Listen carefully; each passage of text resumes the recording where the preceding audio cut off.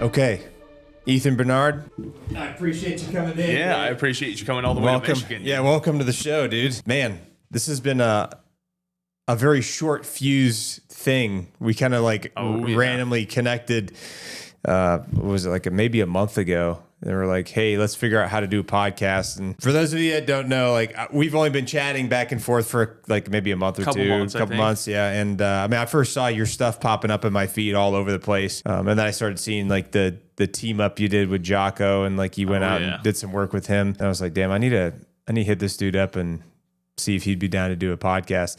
I know typically my content is a lot more, at least up till now, it's been very specific on current events and geopolitics and military and veteran stuff. But I've decided, I decided a few months back that I just want to talk to anybody that I think has an interesting story and something that I think people could benefit from.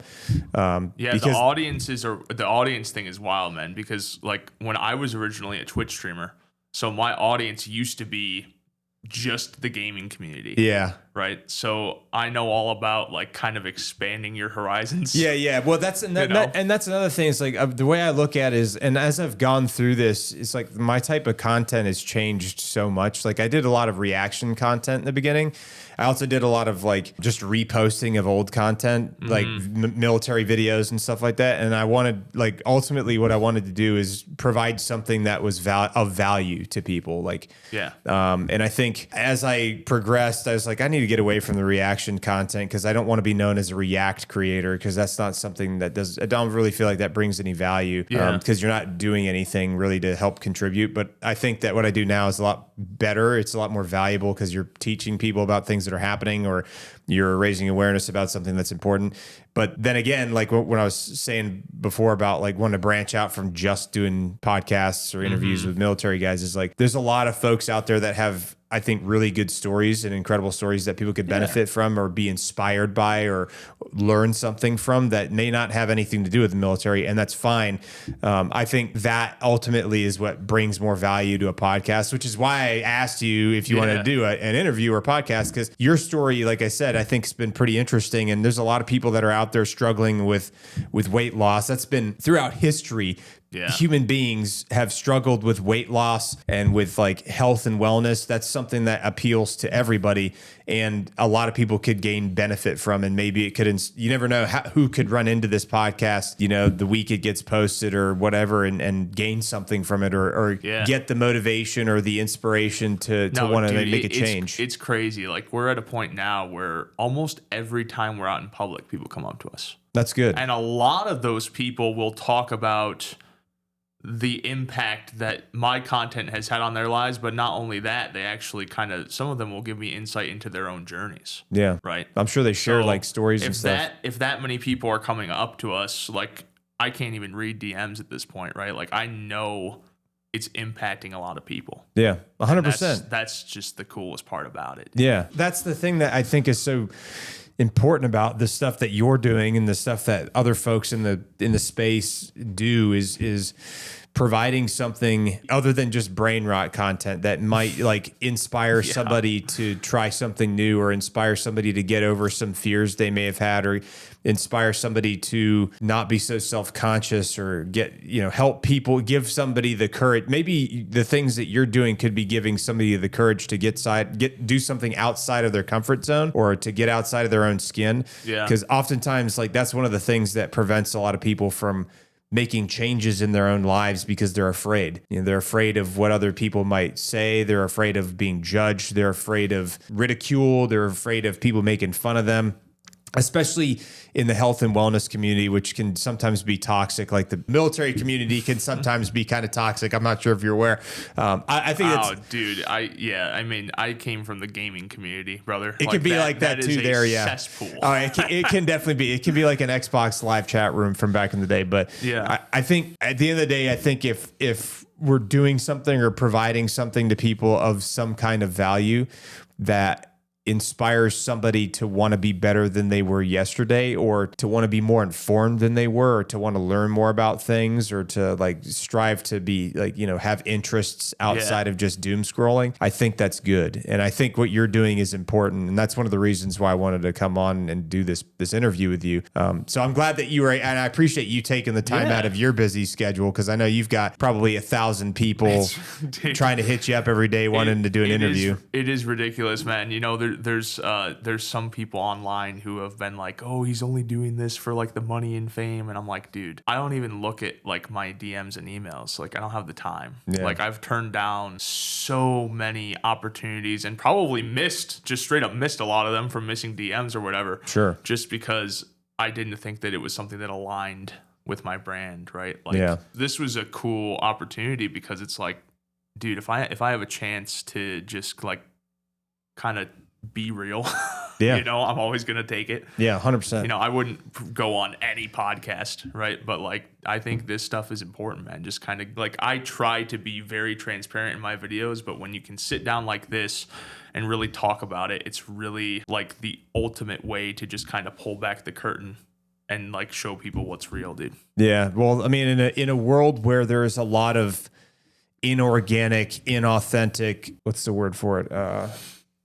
Manufactured stuff that's just like slop or fake. That's the thing, dude. That's the thing with social media, right? Like, people design content that's literally, as you said, manufactured to go viral. Yeah. Right. It's not anything of value. It's just like, hey, it's made because it's crazy, or it's like a Vine video. That's one of the hardest parts of social media for someone, like, because it's my job now, right? Yeah. So trying to find the balance of not getting off of what you're doing, right? Staying on the path, but then still trying to use some of those tactics to get more views. Yeah. Right? Like being able to stay authentic and continue to create what I was creating, but then starting to think, how could I start this, or what could I say to get more attention? Right? Yeah. Like, it's really a balancing act, and there's a fine line between like just making really real shit that's boring and not a lot of people watch, and then trying to go too far to make it viral,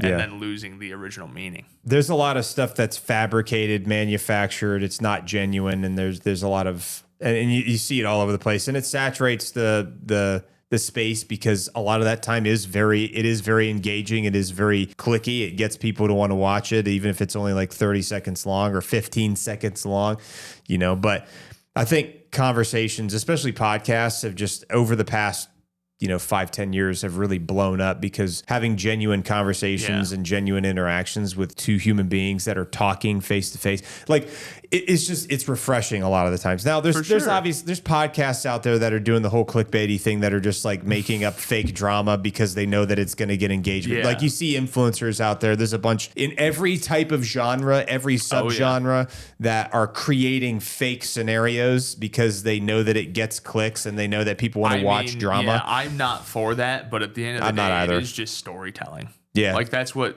a lot of content creation is creative storytelling. Yeah. Yeah, storytelling is one of the oldest pastimes. Might not be real. Might not be real stories. Yeah. But it is just their form of storytelling. It is still storytelling, yeah. I think, storytelling is one of the like most ancient, I think, traditions that humans have, because I mean, that's how we pass down. I mean, hell, that's how the Bible stories were passed down, like the parables and everything like that in the Bible. It was all storytelling. Ancient warriors that fought like for the Roman legion passed down stories from previous battles to their junior soldiers that were serving with them in the legion and stuff like that. I mean, it probably happened, I'm sure, during the Mongols were probably telling stories of battles that happened in the past to their new recruits or their new soldiers and stuff like that. It's just a very human thing, is storytelling. And I think there's a lot of value in it. And I think that's one of the reasons why podcasts have done so well for so many people. Now, everybody nowadays has a podcast. Yeah. Not everybody should have a podcast, but everybody's got one. You know what I mean? I think the ones that are people that are more capable of having good conversations, or capable of expressing themselves, or more personable, are the ones that are inevitably going to rise to the top anyway, because people are going to find more interest in listening to what they have to say, because they're capable of carrying a conversation, whereas not everybody's necessarily made for talking to people. You know, there's a lot of introverts that have podcasts that you see successful too, which may be artificially inflated for whatever reason. But I think a lot of the good ones, at least a lot of the ones that I listen to, are pretty genuine, and they're just people that are interesting folks. They like to talk to people. They like to have interesting guests on. And again, providing that thing of value to somebody that may be listening, that's just trying to find somebody to listen to that might inspire them to change something in their lives or do something different, you know? So, but yeah, I definitely want to talk about the Twitch streaming stuff and a few other things, because that was a whole part of your life I didn't know about beforehand that you kind of brought up and revealed to me the other day when we were on the phone. And there's definitely a lot to that I think people would find interesting. Yeah, it's a big chapter, man. Yeah, it's a whole chapter, exactly. So before we get to that, I want to start back, like kind of like a little bit of your backstory. Give people the opportunity to get to know you as a person a little bit more, and like start back in the beginning. Where are you from originally? Yeah, dude. Small town in Michigan called Allegan. Allegan. Born and raised. Okay. And you were born in the 90s? 99. 99. So on a technicality, I'm a pretty 90s young kid. Wow. Okay. So, yeah, 99. I turned 26 this year. 26 this year? Mm-hmm. Okay. I turned 39 this year. So I'm like, I'm a millennial. I'm a hardcore millennial. I'm like deep in the millennial area, but I try not to be a boomer, although sometimes I probably still come off as a boomer because I'm like, these damn kids in their, you know, their whatever they're doing, I don't know. and they're 6'7", you know what I mean? I'm kind of like that, dude. I'm not a big fan of any of like the brain rot, the internet brain rot, any of that stuff that drives me nuts. I have a lot of friends who are like, Gen Z. There's a couple terms, bro. Like I still use lit. Lit, I think lit is good. Yeah, but I hear some of the new people are saying, I'm like, this is so stupid. You know, all my friends in California use the word hella to describe stuff. Oh, it was hella good. And I never used that word before, but like, I mean, in the Marine Corps specifically, there's a lot of guys and gals that come from California because it's a target rich environment for new recruits and stuff like that, right? But a lot of them, they leave California and they still use the same language and lingo in the Marine Corps, and so people start talking. They describe things and scenarios as hella something or whatever, and so it kind of rubbed off on me. But I also look at it like, you know, you're only as young as you feel, and like, you know, I think being around younger people helps me maintain some level of youthfulness, because I don't want to grow up to be like this old, decrepit, like grouchy jerk. You know, I try to maintain some situational awareness on things that are going on. But yeah, change is hard, man. Yeah, change is hard. Comes at you fast sometimes. Yeah, change is hard. That's a good point. Yeah, change is really hard because people get comfortable doing a certain thing or saying a certain thing or being a certain way, and it's tough to get out of that comfort zone. Yeah, you know? Given there are some things that shouldn't be changed. Right? Yeah, there's certain for me, like there's certain beliefs and values, like no matter what happens in my lifetime, those aren't changing. Yeah, there's certain things I can be on board with that as well. So you grew up in Allegan in Michigan, and you grew up late 90s, probably early 2000s. You started kind of becoming situationally aware of the world around you. Yeah, I don't know about that. Well, a little bit maybe. What did you do when you were a kid for like fun and Video stuff? games, dude. Video games? Yeah, me too. Literally. That's like, all I did when I was a kid. Yeah, when I was young, I was like 4 or 5, I think. My parents did a garage sale at my grandma's house. Okay. Where they sold all of my baby stuff. But really? Then they gave me the money. I don't know They gave you the money from the sold baby stuff? They gave me the money for my baby stuff that they sold. Okay. I don't know why they did that. But I remember going into Toys R Us when I was like 4 or 5 and just buying like a Game Boy, one of those flip-up Game Boys that with like 10 games, and just going crazy, dude. Just going ham on it. Yeah. Dude, I think the Game Boy might have been one of the first gaming consoles I played on. Potentially, like the old, great, big, fat, gray ones. Because I think I used to play Super Mario. Black and white. Yeah, it was like black and white. Yeah, I think I played like Super Mario World, or maybe it was just Mario World or something like that. Yeah, I can't remember. It was like one of those Mario games. It was either that, or my first game might have been Super Mario World on the SNES. Because we used to go to. Do you ever heard of Sears? Mm-hmm. Sears is like an old department store. I don't know if they're still open or not. I don't know if they're still around. They might have gone away. But at the time when I was a kid growing up in Maine, we would go to this place called Bangor, Maine, which was about 30 minutes away from where I was growing up. And we would go there, and in the game section, there's like a little video game section. They had like the console with a controller sticking out that you could play, and we would play, like I would go over there and just like play while my parents were shopping. The game would reset automatically every 30, or it's probably like every 10 to 15 minutes it would reset, or maybe 5 minutes, because that way it would keep you from just playing all the way through and beating the whole game, because they didn't want people to do that. And so my brothers and I, or my brother and I, would go over there and we'd play Super Nintendo while they were shopping. And I remember playing Super Mario World and like jumping around on Yoshi and stuff like that. And that was like, I think, one of my first exposures to video games. And that was before we had a gaming console. But we ended up getting a Super Nintendo, which was our first gaming console, which like opened the door to a whole new realm of world of possibilities for me. Because that was like, video games was a big part of my life, which is why I've got all these Final Fantasy tattoos all over my arm. Oh yeah. What's your favorite Final Fantasy? I'm assuming you're like a 7 guy. I would say my favorite by far is Final Fantasy 3, which in the United States, it's Final Fantasy 3, but that was actually Final Fantasy 6 in Japan. They just called it Final Fantasy 3 in the United States. Really complicated situation. That was back when it was Squaresoft, before it became Square Enix. Before it became Square Enix? Yeah, Squaresoft. I didn't even know that. Yeah, so, dude, there's so much lore for Final Fantasy, dude, and I hardly know any of it, but that was like my first real RPG that I got into and like fell in love with the plot and the characters and the story. And again, it goes back to storytelling, because the story was so unbelievable.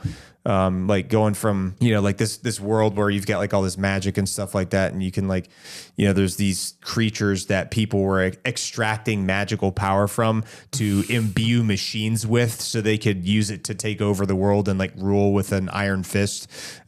Super, really good storyline. I didn't even know that was a thing. Oh, honestly, dude. It was such a good story. That's one of the reasons why that, like, my entire chest has this big mural from Final Fantasy 3 specifically. And then I think both of my tattoos on my legs were from Final Fantasy 3, and then the one on my back's from Final Fantasy 3. All of these are all from Final Fantasy 7, and that's from 10. And then this one was from the most recent one. But so either way, video games was a big part of my life too. I can intimately relate to that. It's still a big part of my life. Cool, that's one of the reasons I stream now. But anyway, back to your story. Sorry, I keep like we'll go off on tangents and go back and forth. Dude, I don't mind. So they sold all your stuff at that garage sale. Yeah, they sold my gave you the money and stuff, and then they gave me the money and took me to Toys R Us, dude. Okay, and you bought the Game Boy, and what games did you say you had on it? Oh, dude, I don't remember. I think I had like a Bionicle game. Okay, like a couple of DC games, Mario, Pokemon. Okay, just Pokemon. like the regular rundown. Yeah, right? Pokemon's a good classic. I played a lot of that on Game Boy too. It was always fun. It was the Game Boy Advance SP, so it was flip up, but then it had like the bright color screen. Okay, so it was like a bright screen. So it wasn't like the OG Game Boy where you had to have the lights light up the screen. They used to have the adjustment that had lights that would project down, so you could see when you're driving in a dark car with your parents and stuff. I think I might have had that reading light adjustment for the Game Boy. Yeah. But yeah, dude. So like Game Boy right off the rip, and then freaking I think a year or two later, I got a GameCube. Okay, that was like my first. That was your first console? TV console. Yeah. Okay. And what did you get for your first game for your GameCube? I don't know, dude. I had this really weird, this weird period where my mom didn't want me to have any T-rated games. Okay, really? So she just wanted PG. So it was like, or G-rated. It was like Mario Sunshine and that's still a good game. Like I Mario remember when Baseball. Mario Sunshine came out. They were good games, dude. But I couldn't play Smash Brothers. No, because it was T. Really? So my aunt. I ended up getting a copy of Star Wars Rogue Squadron and Smash Brothers for Christmas. Oh, and then a month later, my mom had me go into GameStop and trade in all my T-rated games. No, really? What a bummer, dude. Super Smash Brothers was such a classic. I lost Smash Bros. Melee, and I lost Star Wars Rogue Squadron. Oh, and I had to trade them in for like some rated E bull crap, like Kirby's Fun Adventure or something. Hey, the original Kirby Air Riders on GameCube was really good. Was it? Okay, yeah. Kirby was always a good game series. But yeah, dude, it was kind of cool growing up like on Nintendo, literally. Like I think 2007, I got a Wii, right? Okay. Which basically replaced the GameCube because you could still play GameCube games on the Wii. Yeah. But then that was like the golden era, dude. Like Twilight Princess. It was a good game. Twilight Smash Princess Bros. was Brawl, awesome. Like Mario Kart Wii Like those, like Mario Kart Wii and Twilight Princess alone. Twilight Princess was a freaking hit, dude. And the Galaxy games. The Galaxy games, yeah. Super Mario. I never played Super Mario Galaxy.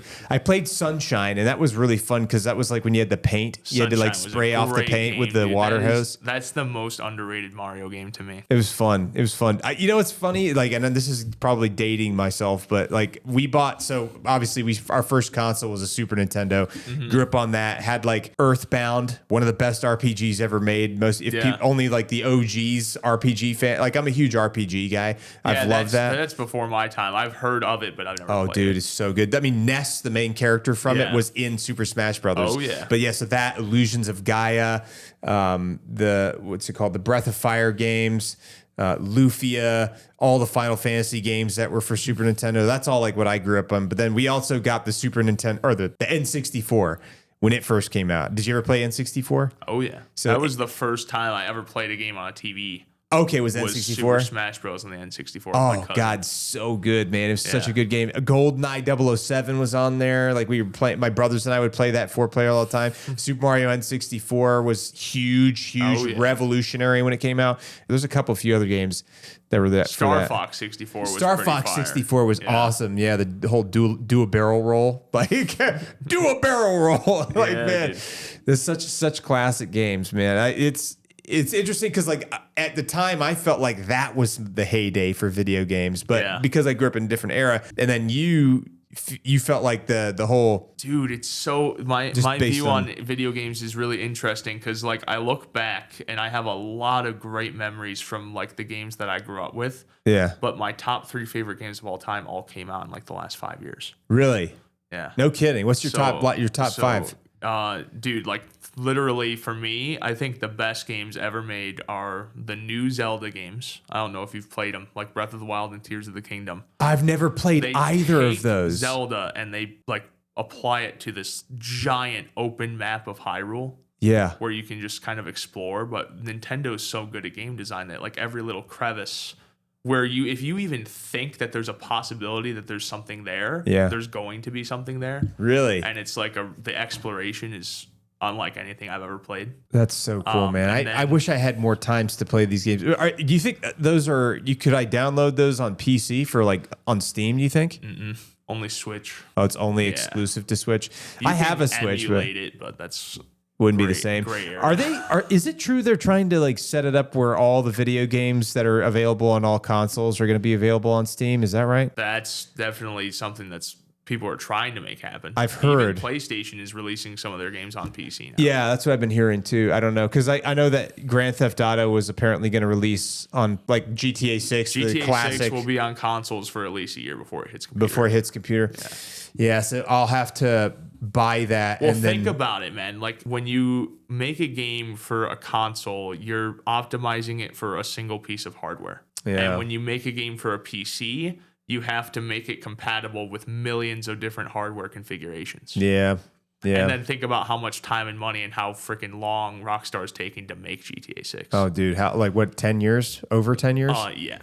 I remember when GTA 5 came out. 13, bro. 13? I think I was 13. When did GTA 5 come out? 2013. 2013? That was before I joined the Marine Corps. Dude, that's how long ago that was. Like 12 years ago, man. Jesus, it was either 2012 or 2013. Yeah, because I remember buying that and playing the crap out of it when it first came out. And after I beat the campaign, I stopped playing because I never played any of the multiplayer. But like I remember it being a long time ago. I could never get into it. Like no? That ironically enough, though, one of my other top 3 games is Red Dead 2. Oh, Red Dead 2 is so good. My dad, who works load, has played like 140 hours of that game. Really? He's also done the same thing in the Zelda open world games and Stardew Valley. No kidding. Yeah. That's so funny. I loved the story for that, the plot for that. The voice acting was unbelievable, man. It was like the gameplay and the so world good. And the character development and everything is pretty unrivaled. Yeah. Storytelling. Again, goes back to storytelling, man. They did an incredible job telling a Western story. Like, and I think that era, like that timeline, as far as just like that time in America was like late 1800s, early 19 was such an interesting time in America because a lot of people don't study it. Dude. But like the things that were happening, like the vigilante justice stuff, because there was a like out west, bounty hunters and cowboys and shit. People getting like wanted posters, and you can go like as an individual citizen, you can go round up criminals and like take them in and claim money for it and take them into the sheriff's office. Do you know that they're like a senator actually recently introduced an act to the Senate for like introducing, what's it called? Something like about something akin to like bounties. So Senator Mike Lee introduced a bill that authorizes privateers to combat cartels outside of the United States. Wow. Basically acting Sicario, like the last time that we did that was during the War of 1812. But like back when the British and us were still fighting. That's the last time we had people out there as privateers that were going out and like looting and pillaging pirate ships. And they're trying to authorize that again now, which would be, dude. So what does that look like? Would that be like PMCs, companies that would just... It would be probably companies more than likely, because like if an individual had money to do that, or I don't know if an individual would have the money or the power, because you got to think about like most private citizens don't have the money or the funding or the weapons or the transportation of the logistics support to go do something like that. And plus it's going to be extremely dangerous because like if you go out there and you're just like Billy Bob with his AR-15 out in the Gulf of America, like, bro, what are you gonna do? You know what I mean? Like the cartels have like actual war equipment and drones and 50 cals and all kinds of crazy technology. Like they're pretty well equipped. Like let's not joke around. That's wild to think about, actually. Because like a lot of media has portrayed that those type of people as like they've got like 1911s and AKs and stuff. No, they are very well equipped. They have millions and I mean probably billions of dollars in revenue to support their basically private army, essentially is what it is, you know. So I think that the U.S. military is equipped for it for sure.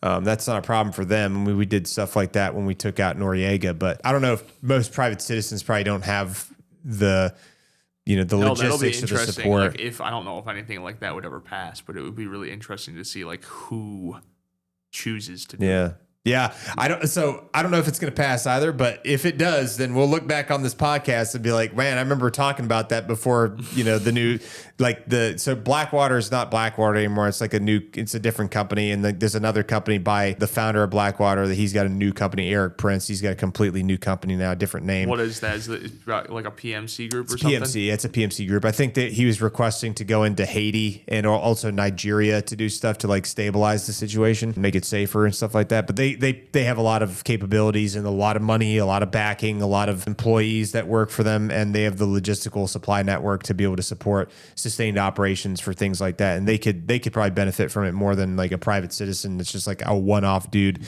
But anyway, that's kind of a tangent. I know it's kind of crazy, but anyway, so the heyday of gaming for you was when the Wii was out, really, and like from a nostalgia standpoint, for sure. Yeah. But if I compare those games to what we have now, it's not a competition in my mind. Yeah. Like because like the open world Zelda games, Red Dead, Elden Ring. I don't know if you played Elden Ring. I played through all of Elden Ring when I was in Quantico for 7 months. I bought the game up there and played through from start to finish. I beat Elden Ring with a limp arm. Did you really? Platinumed it. No kidding. One of my that's a top 3, top 4 game of all time. I'm a huge Souls fan, so like that was a really fun game. I played Dark Souls 3. Typically, I like the gameplay of them, but I don't like the linear.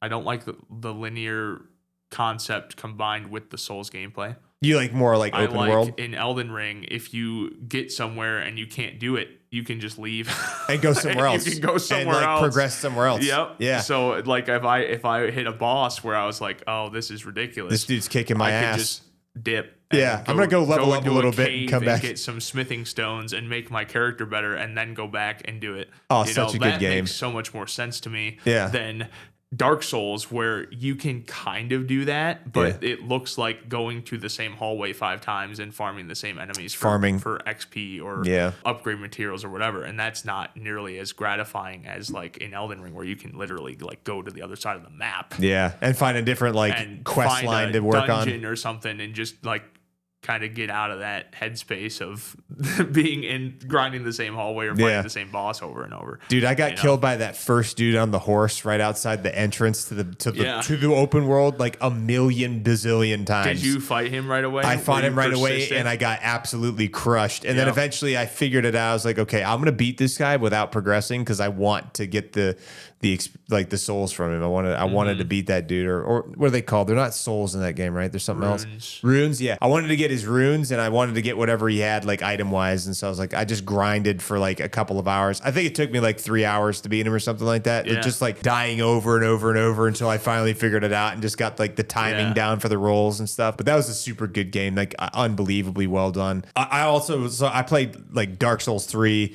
Dark Souls 2, played Demon Souls. Demon Souls was really good as well. I beat Dark Souls 1 for the first time last year. Really? I have not played 2 or 3 yet. Oh, 3 is really good. 2's good too. 3 is pretty akin to Elden Ring, isn't it? It's very similar, in terms of like gameplay. Yeah, the gameplay and the graphics are really good. The storyline is pretty damn cool too. It's wild. Honestly, dude, the story in those games, like, you're not a fan of the story? There for the experience. I still don't even fully comprehend the lore of Elden Ring. It's so lofty, so in depth, and like I'm just there because the world is gorgeous and the gameplay is sick, and the exploration very similar to Breath of the Wild, where like if there's a corner there where you think something's gonna be at, there's probably something there. Dude. The world building for Elden Ring was so unbelievable. Yeah, like what's that whole area? It's like plague. It's like the plague side. You know what I'm talking about? The rot. Scarlet rot. The scarlet rot. That is the craziest. Like, what a cool idea. Like the big swamp, dude. Yeah, everything's just like melting and stuff. That's like I always think about like, man, some human being somewhere came up with this idea. Like, what a brilliant thought process. Like, I wonder how they come up with these things. Have you played Lords of the Fallen? No, but I've heard it's pretty good. God, bro, these guys. First off, the devs are super based. Are they really? Okay, really cool. Lords of the Fallen, but dude, like Fallen. they remade it, and it's such a good game. They have like seamless co-op. It's probably the most visually appealing Souls game I've ever played. Really? And the gameplay and everything is so well done, dude. Like this game has this whole shtick of there's 2 realms constantly. Like there's the living realm, and then there's like the underworld or whatever. And you have a lantern that lets you see into the other dimension. So anywhere you are in the game, you can hold up the lantern, and the area that you're in might be completely different. Wow. It's literally the whole world is like that. That's crazy. And you can only interact, and you can only do certain puzzles, and you can only fight certain enemies based off whether you're in like the real world or the other version of it. Yeah. But it is like probably the most innovative Souls game I've ever played. But the gameplay is also like top tier. Really? I wouldn't go as far to say like if you told me it was from, I would believe you. Right? Yeah. But like it is like on that level. Like the quality is just super good, dude. That's awesome. Yeah. I don't know. It's easy to talk about video games because, like I said, this has been a huge part of my life since I was a kid. I mean, oh yeah. I think for a number of reasons. One of them being like it takes me outside of myself. It gets me like thinking about things. I actually learned a lot of English language from playing video games, and the reason for that is because I grew up playing Final Fantasy 3. Yeah. And that game. Yeah, those games have a lot of words. Yeah.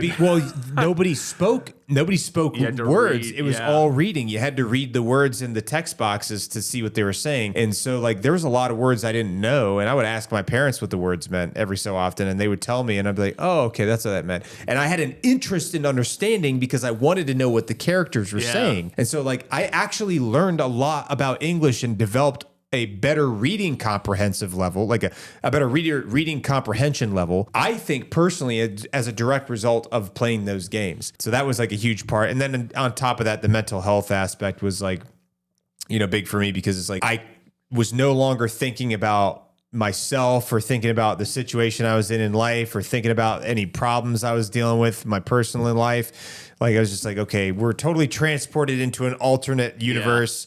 And now we are in this story and we're living through the lives of the characters. Dude, my relationship with video games has actually became pretty rough this year because I just don't play them nearly as much as I used to. Yeah. But now I'm at a point where if I try to enjoy myself doing anything, regardless, like gaming, whatever, I feel like I could be doing something better. Yeah, and I find I'm stuck so hard in that mindset of like, even if I sit down to play, like I've been playing Kingdom Come Deliverance 2 lately, but if I sit down and I spend more than like 30 minutes, I'm like, I could probably be making a reel or doing something. You feel like you could be more productive? More productive. The way that I get around that personally, because I get where you feel that way. I'm sure a lot of people probably would as well. But the way that I get around that is a non-negotiable for me is before I play any games.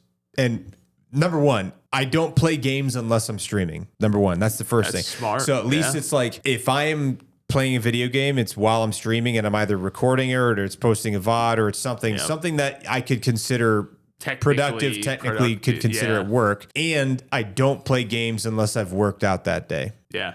That's smart. I haven't earned it until I worked out. I have to work out first. That's a non-negotiable. Thing is really interesting, man. And I'm sure we'll get there. I don't even know where we're at in terms of... Well, so, I know it's easy to get Before we switch the subject from video games, though, what are your thoughts on Expedition 33? That's the best game that I've played probably in, I would say, at least 10 or 15 years.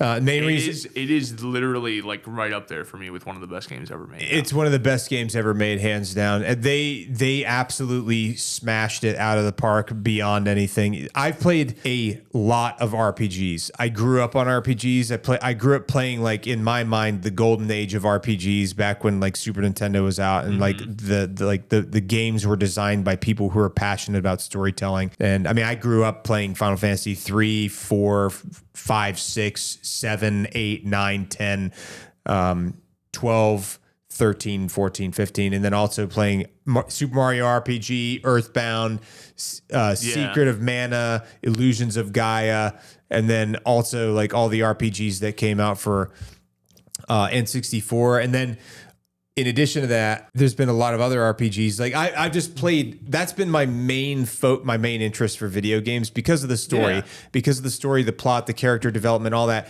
And leading up till now, like there really hasn't been a lot of really good RPGs that I've seen that have come out recently, other than like remakes of old games that were remastered. Kingdom Come is probably the best recent like Kingdom RPG series. Yeah. Okay. I didn't even know about Expedition 33, and a friend of mine who streams told me about it. And they were like, you should probably try this game. It's really good. And I saw them streaming it and I was like, what game are you playing? And I didn't know. I'd never heard of it. And they're like, you should get it. It's a new game called Clair Obscur Expedition 33. I was like, that's such a unique name, like a very weird name. Yeah. It's like French, I was like, I didn't know, I'd never heard of it. And so I was like, well, okay, I'll download it. The second I started playing, I didn't play another game until I beat that game. Yeah. I couldn't stop playing it. I still regret not recording the entire thing. I wish I had recorded from start to finish the first time I played through so that my reactions to the initial seeing things happening could have been captured and posted on my YouTube. I regret that still. I have a very strong desire to possibly go back and replay through the entire game and record it, but it still wouldn't be the same as the first time I experienced it. So I don't know. We'll see. We might do that. But either way, the plot, the story, the character development, I was emotionally attached to the characters. Yeah. That's how you know it was the first time since Red Dead 2 that I had like that sort of connection or like actual care about what happened. Yeah, about being like emotionally invested in the well-being of fictional characters. Yeah. If they can get you to emotionally be invested in them and care about what happens to them in this video game, they've won. That's how you know they won. Because most of these games these days, it's like, I don't really care what happens if my character, like, for example, Arc Raiders, awesome game. Love it. Great game. I've been binging it for like weeks now since I finally bought it. Yeah. And if you die in the game, it's like, whatever. I don't care. It's like, well, who cares? It's, I'm going to just restart with all my stuff gone and I'll just like go back. You're not really introduced. It's a different type of like addiction as far as like being invested in the game. That's competitive games were my bread and butter when I was a streamer. Okay. So. Yeah. But it's still different than like a character developing game where you're really emotionally invested in the characters. But they crushed it so hard. I watched the Game Awards and I was delighted to see that they won all of those awards. Dude, they earned every single one. I was really happy with that. I think it is really funny, the people that are like, it's always like, oh, it's cool to hate the popular thing. Oh, like yeah. On X, I've been seeing a lot of people like complaining about the Expedition 33 sweep. And I'm like, this is a game that does not come around very often. This kind of game. I don't remember the last time that I was that like in awe of like the visuals and the soundtrack of a game. Yeah. Oh, the soundtrack too. Unbelievable. Yeah. Unbelievable. The fact that they got Andy Serkis to come in there and be the father, like, dude, I mean, his voice is just so good for that character. And what an ominous figure to show up randomly in the very beginning as soon as you land on the beach after you leave the city for the first time. And like, I don't want to ruin the game, but holy crap, dude, the first time you meet him and it's just like, who the hell was that dude? Renoir is the first time you see him on the beach and you're like, what the hell just happened? Like, oh my God, dude. So good. So good. And everything about it was just unbelievable. But yeah, you're right. There's people that are always going to do the whole mental gymnastics. There are people doing backflips, mental gymnastics over this game, trying to rationalize to justify hate on it. I'm like, dude, there's like the way I see it, like visually, story-wise, soundtrack, gameplay, you name it. Like, I don't know what much more Sandfall could have done to make it better. Yeah, dude.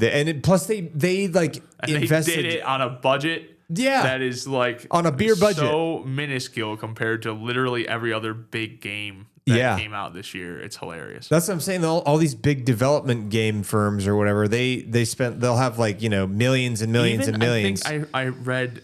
I think this is correct. I don't know this for a fact, but I even heard like Kingdom Come 2 cost like $100 million. Yeah, which makes sense. Kingdom Come Deliverance, the first one, was a really, really big, successful game.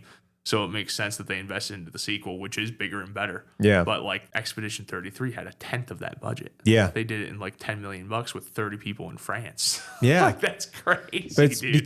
because they had passion. Yeah. They had passion for it. There's been people that have been trying to say that they used AI to like make a bunch of AI slop, but I don't know. I think at the end of the day, like really what the one thing I see happening more and more, and that's become more increasingly common, is people feeling like having this growing sense that these large game companies, they once they get so big and they're making so much money, they forget why games became popular in the first place. Mm-hmm. You look at what happened with Halo, right? That Halo was one of my favorite game series. Grew up on it as a kid. It's a huge part of my childhood. Even as an adult, like my brothers and I all played Halo together all the time. My middle brother and I like have explicitly been replaying through all of them and recording it like we're gonna do it on stream and record it a little bit over Christmas actually next week. So I'm looking forward to that because me and him we're gonna go live and then we're gonna record it. On right now? We're on Halo 2 right now. So we actually beat through Halo Reach first. We're playing through them linearly, from timeline, because that way we can go through the entire thing in order. So we went through Halo Reach first. We beat that all the way through, recorded all that. I'm not gonna lie, I would have a hard time going from Reach to Combat Evolved. It was tough. But we would have a hard time. Yeah, it was tough just because it's like you lose all the game mechanics that you have. But we went through all of Combat Evolved. We're on Halo 2 right now, which is arguably the hardest Halo in my opinion, just because like even if you're playing on multiplayer, if one person dies, you restart at the last checkpoint. You don't just like wait until you don't find a respawn point. It's like you restart at the last checkpoint every time. So it makes it a lot harder, especially on Legendary, because that's what we're doing is we're beating all the Halo games on Legendary, recording it all on co-op. which is a very challenging thing to do for 2. Reach, not too bad. Pretty simple, straightforward. Halo Combat Evolved, not bad. Pretty relatively easy. Halo 2 is unbelievably impossible. You get shot by one Jackal sniper, you're cooked. Like immediately, boom, cooked. Halo 3, a little bit easier than Halo 2 because like if one person dies, you can still respawn if they find like a safe area. And then I'm really excited to get back to 4 and 5 because 4 and 5 are just like co-op. Yeah. Oh yeah, for sure. Yeah, they have co-op. I did not know that. Yeah, and the graphics are like closer to what we're used to today. 5 was the first one that didn't have like split screen. So I don't think we're doing it split screen. No, we're not doing it split screen. We're doing it on our own individual Xboxes. Okay. Like linked up online, I believe. I think that's how we're doing That's pretty cool. I might be an idiot and can't remember. I might be misremembering. We'll figure it out this week. No, that's even better if you get a whole screen to play on. Yeah. Better. I think it's a whole screen to play on. So they're not seeing his gameplay. They're only seeing mine, but we're like in the same room playing together. Yeah, so it's kind of fun in that sense. It's kind of like what we did when we were growing up as kids. But yeah, like get back to my point. Like you saw what the Bungie, what they did with Halo, they inspired an entire generation of young people to be interested in video games and storytelling and plot and just like game design. And a lot of people got interested in playing video games from Halo, changed an entire generation. And then like as Bungie went away and 343 took over, they kind of picked up this thing that was already really high up and all they had to do is just keep carrying it. Mm-hmm. And they started doing all these adjustments that changed the way that the Halo games were as they moved forward. Then you lead all the way up to Halo Infinite. And like I still enjoyed Halo Infinite. It was still fun. Like I didn't even beat the campaign. Didn't beat the campaign. See, I still enjoyed it. It wasn't bad, but I got so disinterested after like the first hour and a half. A lot of people did. And that's what I'm saying because like the plot, the story wasn't really there. They didn't fill in all the gaps from Halo. What happened between Halo 5 and Halo Infinite? Like they had instead of like actually filling the gaps with gameplay and story, they just left data pads around where you could play like audio files that kind of helped fill the gaps in, but it didn't really fill the gaps in. And I was really bought in. I was kind of bought in on Halo 5. I was like, I want to know what happens.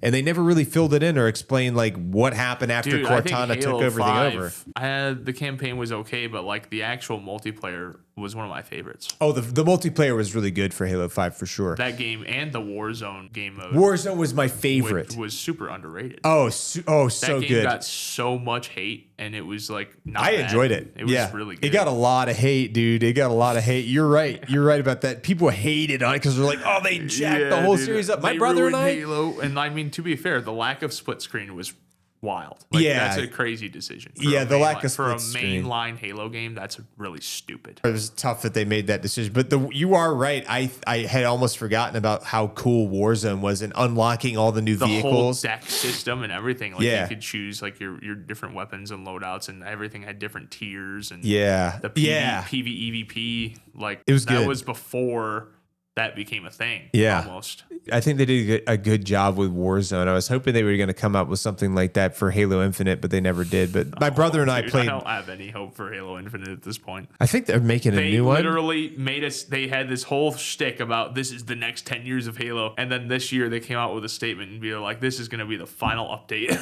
Yeah. It's been out for like 3 years. I know. I'm like, why did you guys hype this up as being something? Because I was really looking forward to it. I'm like, okay, cool. Because realistically, they could use Infinite as a platform for the next whatever X amount of years of content. But I think they've just given up on it. Well, I think part of the problem was they built it on their own sandbox instead of doing it on Unreal Engine like everybody else is doing. And maybe they're building a new Halo game that's going to be on Unreal Engine. I'm sure they are.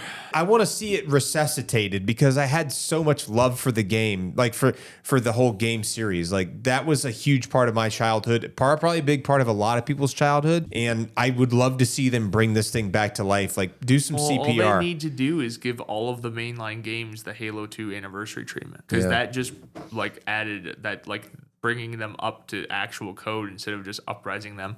Yeah. Like the Master Chief Collection, dude, like don't get me wrong, I like the Halo games, but they aren't that pretty. Yeah. Like the art style is good, the art direction is good, and they're fun. But like if they all had that Halo 2 anniversary polish, with like updated, ray tracing, updated visuals, shadows, lighting and stuff, it would be a lot. I'm surprised they haven't milked that already. To be honest with you, I'm surprised they haven't not done like yet. A anyway, they Halo 3 anniversary or a Halo Reach anniversary kind of thing. Well, I heard they're actually remaking all of the games right now, like all of the originals. I've heard that they're doing a remake of 1 right now. Yeah. Yeah, I think. But like 1 to me is like, I don't give a crap about Combat Evolved.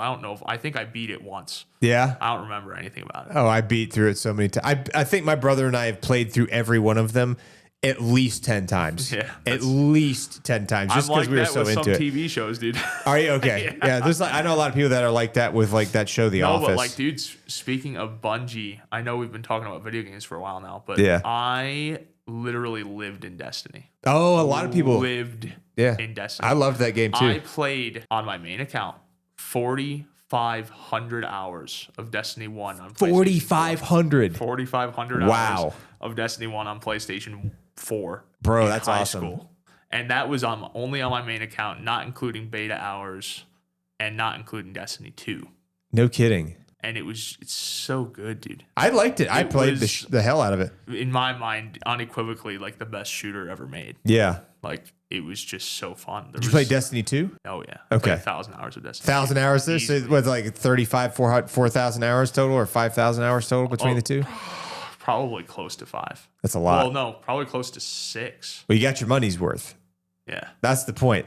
I like that about it. It's like you got your money's worth. You spent however $70, $80 on the game. I was gonna say I probably invested $600 or $700 into the Destiny games. Okay, but I've played like probably 5,500 to 6,000 hours total. Yeah, you got your money's worth then for sure. I think the first time when did Destiny 1 come out? 2014. Okay, yes, September 5, 2014, something like that. I definitely played that in the barracks then because I remember playing. So I played both Destiny 1 and 2 in the barracks a lot when I was like a junior enlisted dude, when I was like a private PFC. Like a lot of my buddies and I, we were all playing together, a lot of the dudes in my company, and we would all get it. Like we'd get off work. Dude, I've never seen a game before that create a community better than that game did. You think the community was good there? The community was insane. I had people on my friends list that I hadn't played games with in a long time all coming together. I met so many people through Destiny, bro. No kidding. I met like the people that worked at IGN through Destiny. Really? I was literally at one point I was in like the IGN. I was helping them run the IGN clan.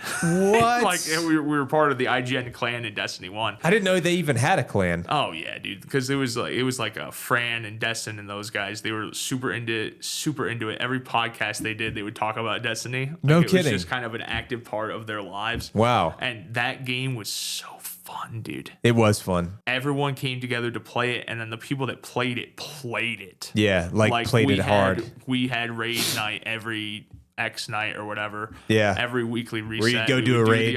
We would do the raids, and then we would switch characters and do it again. Switch characters, do it again. Everyone had 3 characters. Yeah, because you had a different build for each character, yeah? Yeah, and most people would have one of each class. Oh, okay. I'd forgotten about the class system. Some people would abuse the system and have 3 of the same so that they could share gear across it and just optimize rewards and stuff. Yeah. But you don't get to experience the whole game if you do that. The raid nights, and like they had a PvP mode in Destiny 1 called Trials.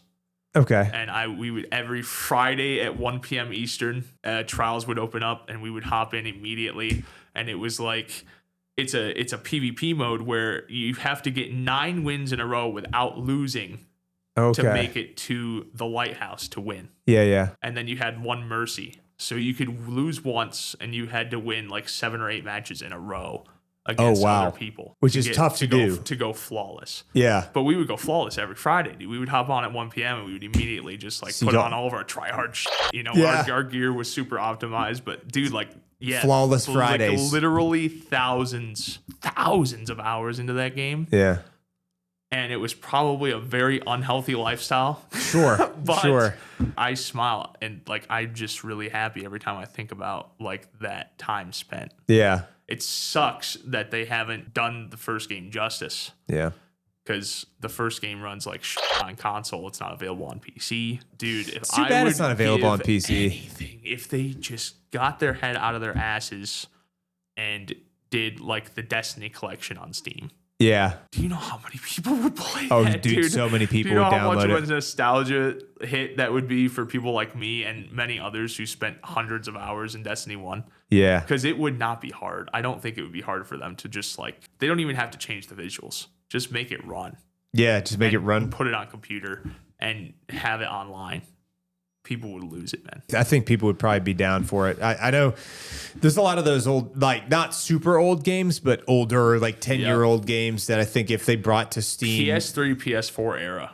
Yeah, There's a lot of games missing that are, you have to have those consoles or had to have been there at the time to experience. I think we're getting to a point now where people are like revising and doing like remasters of all these games that are like what you're describing, where like you couldn't play them anymore because like, dude, I'm actually really surprised. Like Ubisoft's been doing a good job at that. They just brought back one of the Splinter Cell games that wasn't available for a while. Oh, really? They just re-released it on Steam for $5, or at least like $20, but it was on sale for $4.99. Okay. So it was one that you had purchased on Uplay, or you had to have a copy on PS3 or whatever, but now you can just get it on Steam. So like, I think some of these companies are kind of getting it in their heads where like, oh, this wouldn't be much work and people would buy it. Yeah. And it's also good for like the preservation aspect, right? Sure. But dude, I'm telling you, I would give anything to be able to like experience the first Destiny game again, not at 30 FPS on console.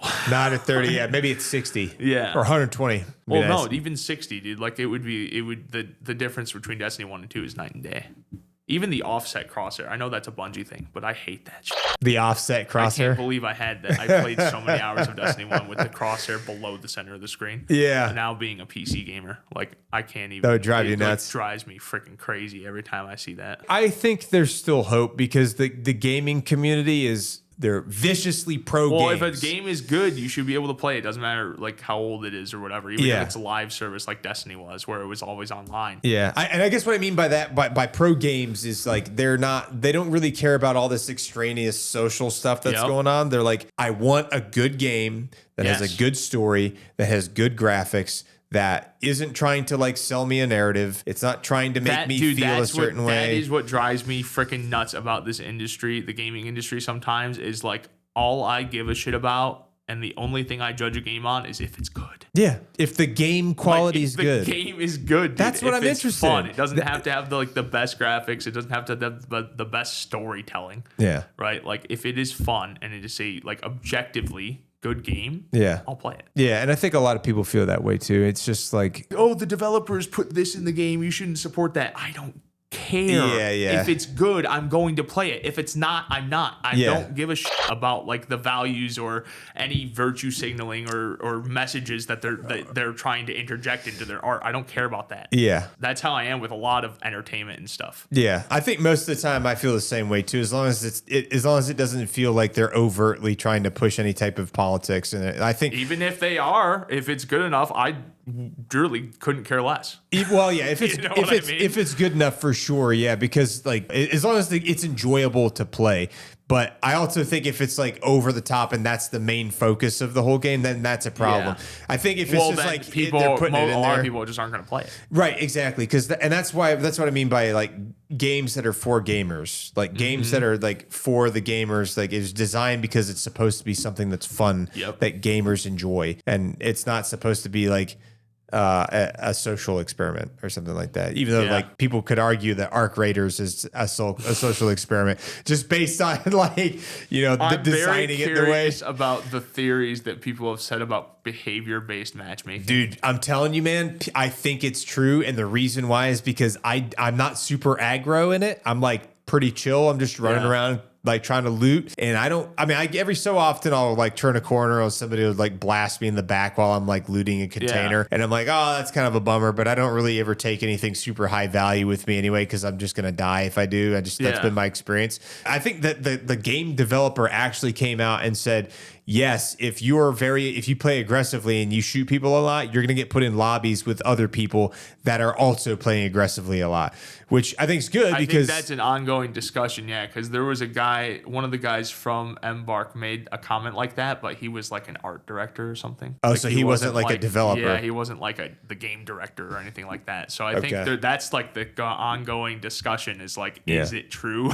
I wonder. But I don't know. I'm curious about it. Feels like it is. When me and Danny have played it, I haven't noticed much. Like, we talk with people a lot. We don't have, like, we've come across some people like that. Yeah. Like, I've only played like 6 hours. Yeah. I've only had a chance to play like 4 sessions. Okay. So I've barely any experience Just in the scraping game. the surface. I am very experienced in PC gaming. So I'm not a bad player. I just don't have a lot of time into it yet. Yeah, right? no, I get that. But like Danny and I were playing, and you know, I'm looting a container, and Danny's like, I'm down, because there were a couple of like that killed him or whatever. Yeah. Or they downed him. Couple rats. So I went over. I managed to take out both of them. Did I was just talking shit.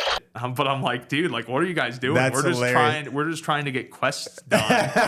Like, we're just like looking for like this specific thing for a quest, and then someone's trying to like kill Danny and take his shit. I know, like, dude. There are people like that, but like we haven't gotten a ton of that. But you're playing on PC? Yeah. Okay. But given we haven't played enough to really like know, I guess, like, I don't have enough experience in it to go, oh yeah, all our lobbies are friendly, because it is a new account, so maybe it's just putting me with a bunch of other new people that aren't wanting to shoot. Yeah. So I've played a lot. I've rated a lot with that game. As soon as I downloaded it, I think it was a couple weeks ago. I basically haven't played anything but that game since then. Oh no, I want to play more of it for sure. Yeah. It's just like the time aspect. Like, don't have a lot of time. But from my experience, what I've noticed is that typically people have been less aggressive, like, the longer I've played, just because here it varies. Yeah, it depends. So with crossplay off, so that way the consoles can't play. People that are on PC typically tend to be a little bit more chill. Really? Yeah, from my experience. I would have thought the opposite, man. From my experience, because they're typically culture. Well, streaming culture. The streamers, obviously, there's going to be a little bit more. They're all aggro. They're all about they're aggro because they want to get those clips of doing something wild. Based on my experience, like, I turn off crossplay, and if you play singles, is always like less aggro than duos and triples. If you're playing with 3 people, it's shoot on sight. Trios is ridiculous. It's shoot on sight. If you're playing trios, it's shoot on sight. We played with our friend Voice Over Pete weeks ago. Yeah. We played with him, and it was like literally, like you said, like as soon as another team saw us, they would just start shooting. Shoot on sight. Yeah, that's trios is shoot on sight. Ridiculous. Yeah, man. You have to just know, look, if you're playing trios, you need to shoot on sight. That's the only choice. If you're playing duos, it's like a risk. You could go either or. Yeah. Typically, if we're playing duos, like me and my brother will be like, hey, are you friendly? Or like, hey, are you guys chill? Are you guys good? And normally people respond. If they don't respond at all, that's how Danny and I'll talk to everybody. Yeah, we do too. You know, that's the best way to do it, because if you talking, usually people are kind of chill for the most part. I don't trust anyone that just does the don't shoot voice line. Oh yeah, don't shoot. Yeah, I'm like, you hear that, hey, and I'm say like, something. Okay, dude. Yeah, are you trying to backstab me, or like say something? Yeah, like speak into a microphone. Typically people respond from what I've seen, but one of the times that they didn't, we got murked. Like, we were inside of a building on the 3rd floor or something like that, in a room that had one door entering it. And that we had 2 people that were like approaching the door real slowly, walking towards us. And we're like, hey, are you guys friendly? And they didn't respond at all. I'm like, great, here we go. And they closed the door and left. I'm like, they laid a mine outside that door. I know they did. And they put a jolt mine out there. And I was like, let me see if I can open this door and like go back and avoid hitting the jolt mine. I opened the door and the jolt mine went off in my face immediately. And I was like, okay, well, I guess this is how this is going to go. We ended up getting murked and lost our stuff. We didn't really have a lot of stuff on us at the time, but I was like, I'm like, dude, I'm frustrated. I was just trying to play the game and like find some goodies and some goop, but that's what you get when you play a PvP, PvP game. Like, you're going to have, people that run into you that want to take your crap, and people that don't. Well, another thing with like the whole time investment thing, right? Like, I have a hard time even playing video games nearly as much as I want to now. Yeah. But like in Arc Raiders, dude, like me and Danny had a match a few weeks ago where we did this whole elaborate quest where we had to like find like 4 different things in one run. Yeah. And then on the way out, we got killed. I got killed by 3 people that were sitting in a shed next to the elevator. Oh no, they were camping the elevator, camping the extract. And when I died to those people, I sweared more than I've sworn in a long time. Did you? And I literally shut off the game. Did you turn it off? I shut off the game, and I told Danny, like, I wish I could refund this. Like, I was so over it, dude. Because like when you are in that position where time is valuable and you already feel guilty about spending time on gaming. Yeah. And then you do the whole elaborate quest and then have it all canceled out by extract campers. Oh my God. I didn't even give a shit about the loot. Yeah. It was just the fact that if I wanted to get that done, I would have had to go in and do that all over again. There's a lot of people out there doing that. At that point, I was like, yeah, this is stupid. Rage quitting. I enjoy the game. I think it's one of the best multiplayer games that's been made in a very long time. It's awesome. But that scenario alone made me like, yeah, this is kind of a waste of time. Made you crash out. Yeah. I get it. I mean, my first time experiencing getting PvP'd was my brother and I were on the dam, and we were right next to an extract, and we were just trying to kill a leaper, and we took a bunch of, this is before I hadn't destroyed any like big machines at this point yet, big arcs.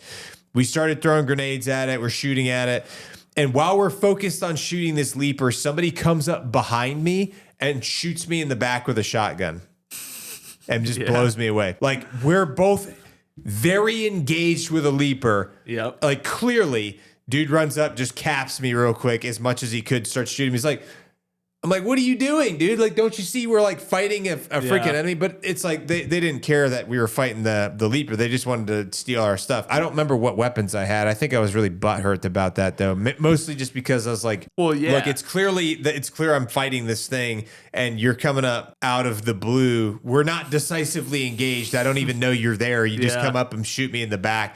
Like, I was like, that's some straight puss boy shit. But I was like, you know, it is an easy way to get loot. Yeah, it is an easy way to get loot. People that are already in an encounter that are currently engaged, you know. After a while, I thought about it. I was like, you know, this is a PvP game. You have to expect that. You know, this is something that's going to happen. I almost crashed out a little bit, but I didn't. I didn't crash out too bad. Yeah, I did. I was over it, dude. I was so over it. Yeah, I mean, you know, I get it. Like, there's been a couple times I was frustrated, but most of the time it's like I acknowledge, hey, this is a PvP game. Like, if people are, they're looking around to loot your corpse and they want to take your stuff. Like, that's the way the game is. You know, you have to kind of like take the good with the bad. But most of the interactions I've had with people have been pretty positive, especially like if it's just my brother and I, and we're just doing duos. Yeah, we run around and we've had some great conversations with people. Like, we came around a corner and there's these two ladies that were in this like house trying to find warmth because it was like cold snap. Yeah. And so we cracked around the corner real quick and they were like, oh my God, I thought you guys were going to shoot us. Like, we're like, no, we're chilling, man. It's all good. Like, we're just running around trying to find loot too, you know? And they're like, dude, one of them was like, I've got a baby on my lap in real life right now, so I wouldn't have been able to defend myself. I'm like, okay, all right. Well, yeah, you guys have a good one. Stay warm out there. You know, we've had the discussion of whether or not it should have a PvE mode, right? Oh yeah. And I know that's kind of a controversial topic, but it's like have two separate modes, one for the other. It wouldn't really be the experience, right? It wouldn't be arc raiders. Yeah. You know what I mean? Yeah, it'd be different for sure. But it would be cool to be able to explore that world that they created and still like get quests done and fight the robots and stuff without having to worry about other players. Yeah. I think that's one of the dynamics to the game that there's been a lot of conversations about. But if they released it, and I know why they haven't, right? If they did it, PvP would be a mess. Yeah, probably would. Because it would only be people that were willing and probably looking for gunfights. Yeah, yeah. It would take out that entire dynamic of like the friendlies. Yeah. Like, I'm sure they could still have friendly players in a PvE server, but it would be weird. I think that it would remove a lot of dynamics from the game that make it so stressful and make it interesting, because you never know if people are good or bad, and you have to play. It's like almost, it's not like real life, but it's like, hey, this is as close as you're going to get to honestly, like a post-apocalyptic I wouldn't mind.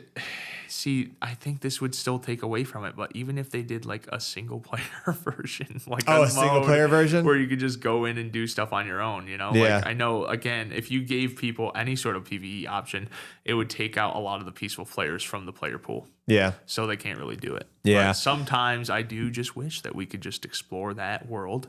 Yeah. And enjoy it without having to worry about like the PvP aspect. Yeah. But I know that's not what the point of the game is. Yeah. So yeah, I know. I've seen other people saying the same thing, but I you know, at the end of the day, I take the good with the bad. I enjoy it, I think, more than I don't enjoy it, which is why I keep going back to it for more punishment. No, it is a good game. Yeah, for sure. Objectively. I think they did a good job with it. I'm looking forward to playing some more this weekend when I get back, actually, probably tonight when we get back. Right now, by the way, for those of you that are listening, it is currently December the 20th, Saturday, when we're recording this. So whenever this comes out, it's probably going to be past Christmas, I'm sure. But so that's why we're still talking about this right now, in case something weird happens in the future where it changes everything and you think we didn't talk about something because we didn't want to. Nope, it's December 20th, so it probably didn't happen yet. But anyway, so I love video games. We can talk about video games forever because I'm like a huge fan of that. But I do want to talk a little bit more about your story and kind of like what got you started with everything in relation to your whole weight loss journey and everything like that and your health journey. I know you said you grew up playing video games. Were you, when you were a kid, were you still pretty big? Oh, when you were younger? I was 200 pounds by the age of 9. By the age of 9? Yeah. Wow. I've always been tall and I've always been fat. Like super fat. Really? Yeah. Okay. What was your diet like when you were a kid? Oh, I don't know, dude. I just ate whatever. Ate whatever? It was a quantity thing, I think.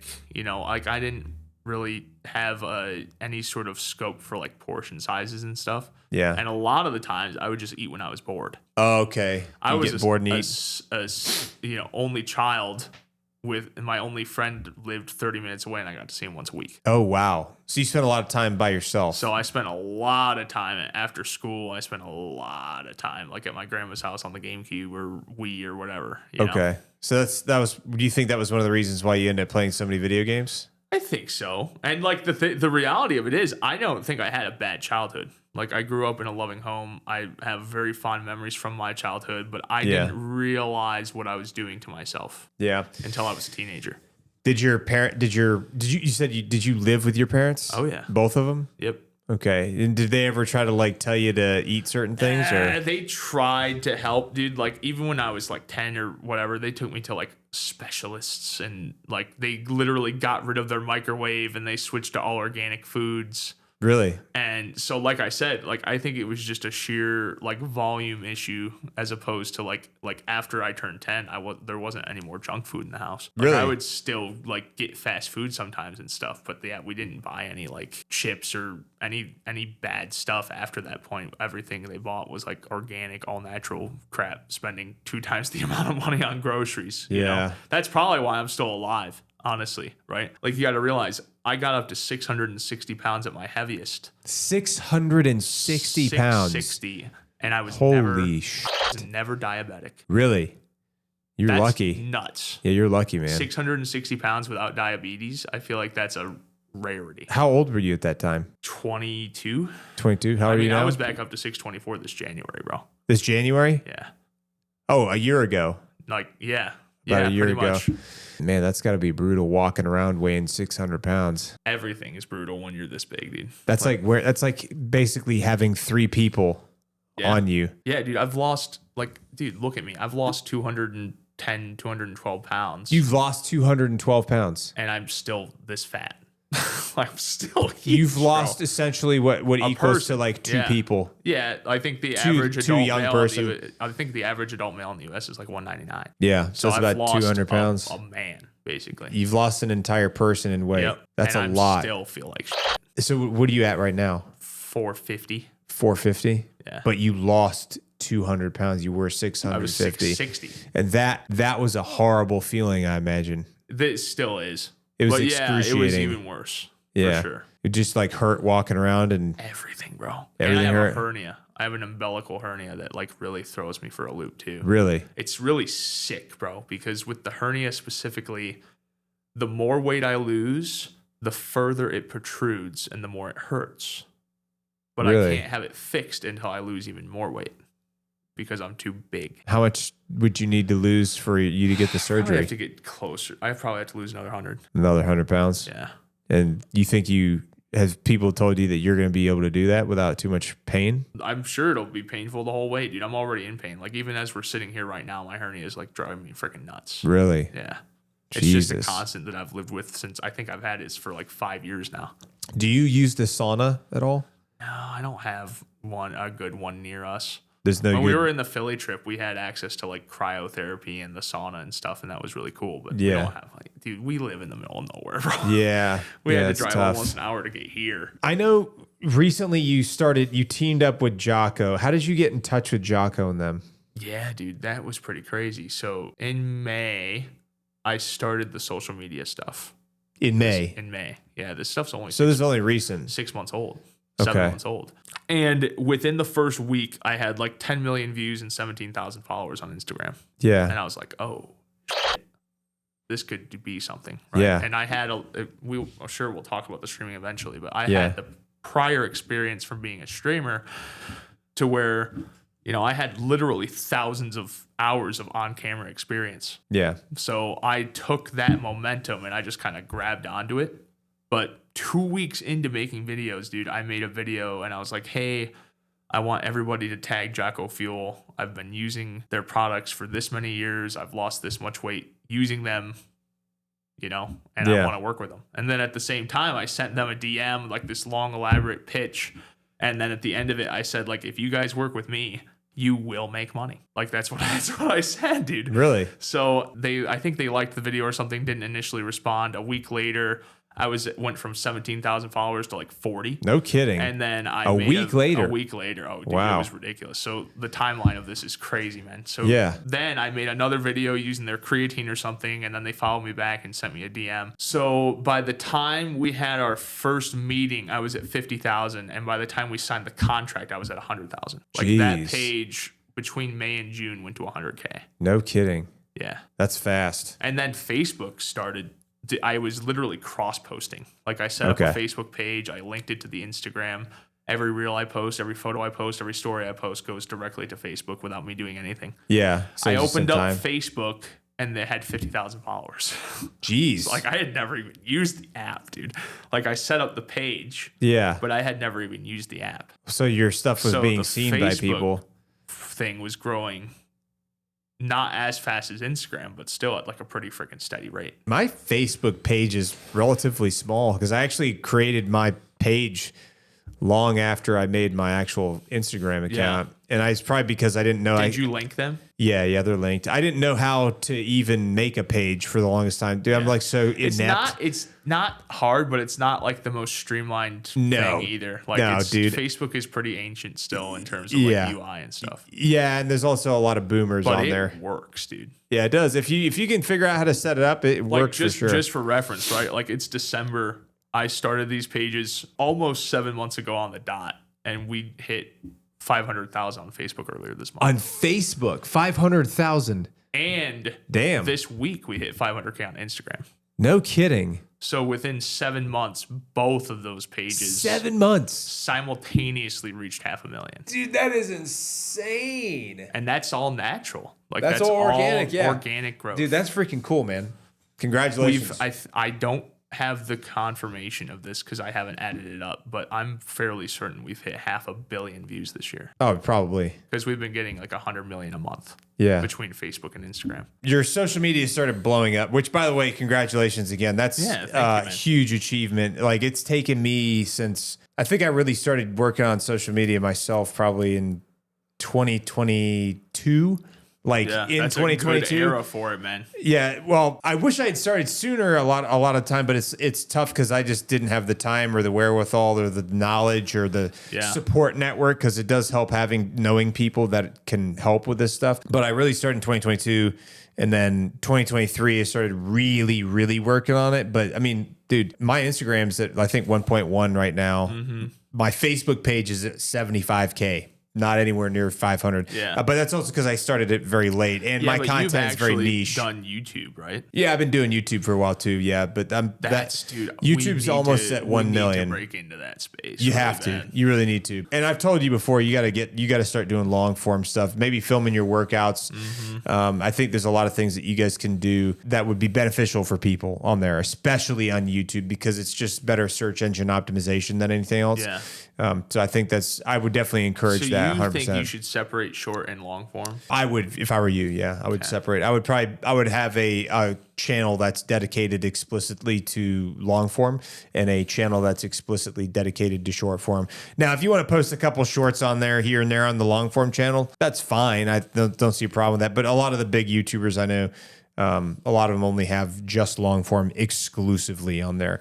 Yeah. And so when they're building that algorithm, they're building it specifically off of long form. So I think that'll help you. Yeah, I want to make that happen, man. It's just like, it's tough. I have a hard time with time management. Yeah. Like I try to post like 4 times a day. Yeah. And given my content's not like super high effort or anything. Yeah. It's more so just like keeping people updated with what's going on. Yeah. But like with that and like the constant pressure of it, I have a hard time finding the time or like figuring out what to do in terms of long form. Like, I don't even have the channel created. It's hard. It is very hard to break into, and I'm still a complete idiot and a novice when it comes to long form. I hardly know what I'm doing. I'm winging it, just trying to learn how to do it and like figure out what works better and what doesn't, just like everybody else. I think that's the only way that this stuff works oftentimes, because I've asked a lot of guys who have really big channels how they do long form, and like, they've given me some explanations and like their own personal experiences. But at the end of the day, I think it just comes down to storytelling, being good at telling a story. I think people want good stories. That's one of the reasons they go on to YouTube long form, is to get good stories or have something that's interesting to watch that they can watch for a long period of time.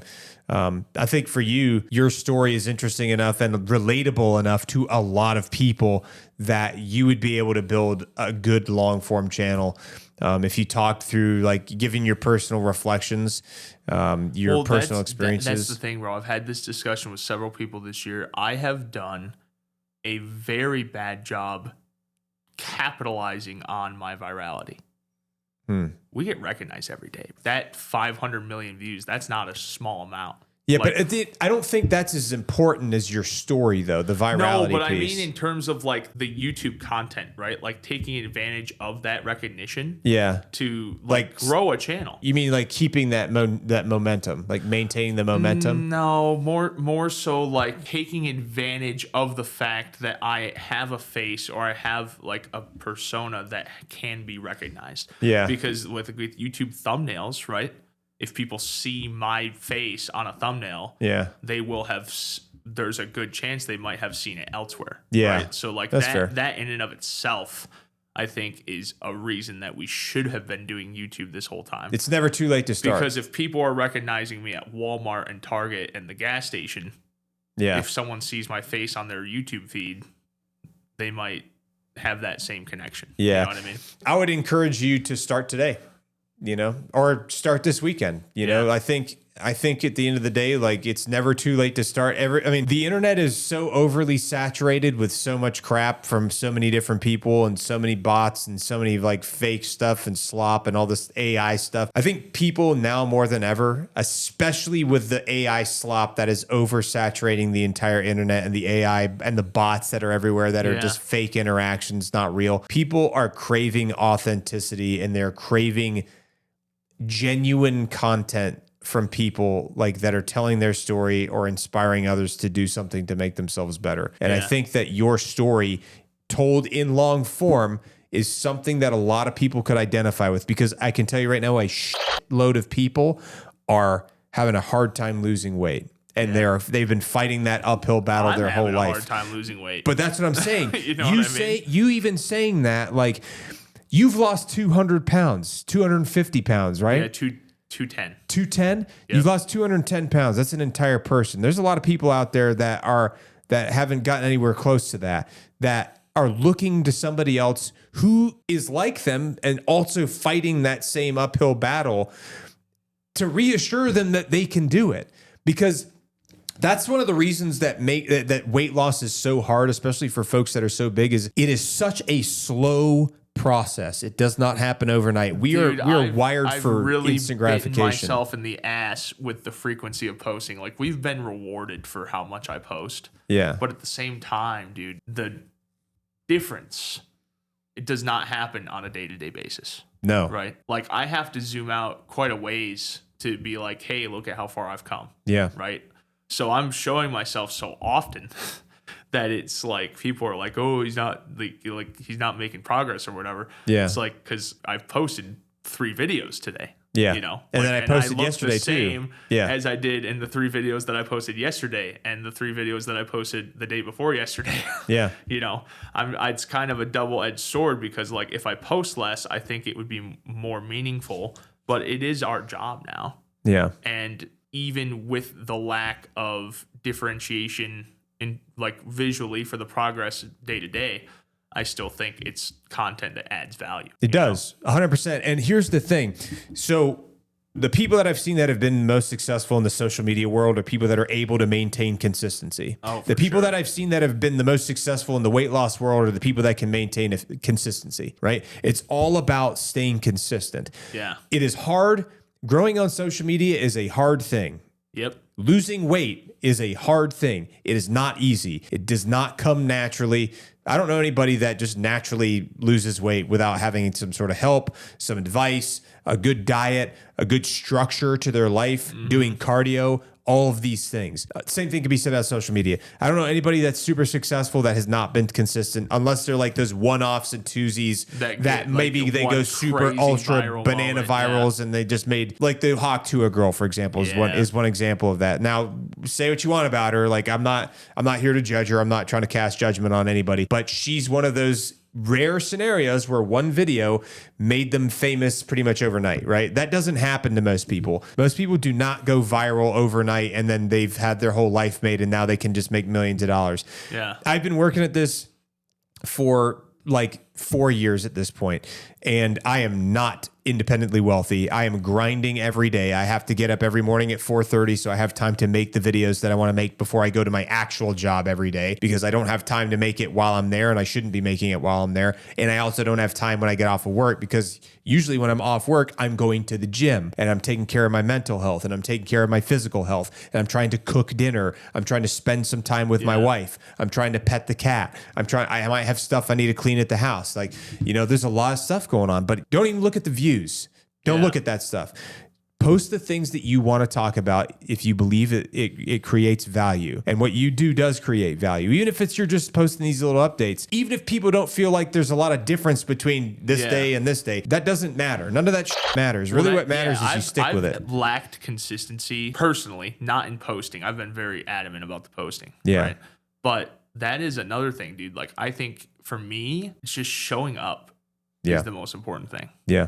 Like showing up every day, not going back to what I used to do, and just trying to stay consistent in that regard is something that I've tried to be very adamant about. Because even when I have bad days, everybody's going to have bad days. All about it. Yeah. I post all about it. I've had some moments this year where I've wanted to just go radio silent. And I know that doesn't help anybody. Yeah. Right? Definitely doesn't help you. We get less views. And then people will go, oh, you know, like they'll make assumptions based off the silence. Fell off or some dumb shit. Yeah. So I haven't missed a day of posting since I started in May. And I have had days where I've felt like shit and I've only posted once or twice. Me too. But I have not had a day where I've missed posting. Yeah. Since May when I started. And I think that's very important. Yeah. Just for me to just show up and for like the growth. Yeah. Because I think if you want to grow on social media, that is the number one rule, is that you should post once a day. Yeah, at least. Yep. But more importantly than that, the taking care of your body once a day. That's the most important thing. Like if you did miss a post one day, that's not going to be the end of the world. Mm-hmm. It's not going to be the end of the world if you miss a day taking care of your body either. Like you just get back on the horse the next day, right? But that is the main thing that you, I think, should stay focused with. Oh, for sure. Mainly not for any other reason other than because it's easy to fall off the horse, you know, because like we already said, dude, it is very hard for people to lose weight, especially when they were just like predisposed. Like there's a lot of people out there that just predisposed to it. Think about how long I was this big. Your whole life, right? Like I spent a decade, the entire decade of my teenage years, like honestly, like let's say 13 to 20 or whatever. Yeah. I hated my body so much that I didn't even think it was worth taking care of. Yeah. That's what I'm doing right now. I'm dealing with the negative repercussions of what I did, or the lack of what I did to myself for that entire period. How did that impact your mental health or your ability to make friends and things like that? I don't know, dude. I feel like I've always been like a really good conversationalist. I felt like impaired in that way, right? Yeah. But I was very secluded a lot of the time. Right? Did you ever feel like you were insecure or anything like that? I was obviously insecure about my body. That's the thing, man. Like, I tell people this a lot. Like, I absolutely hated my body. I think I still do.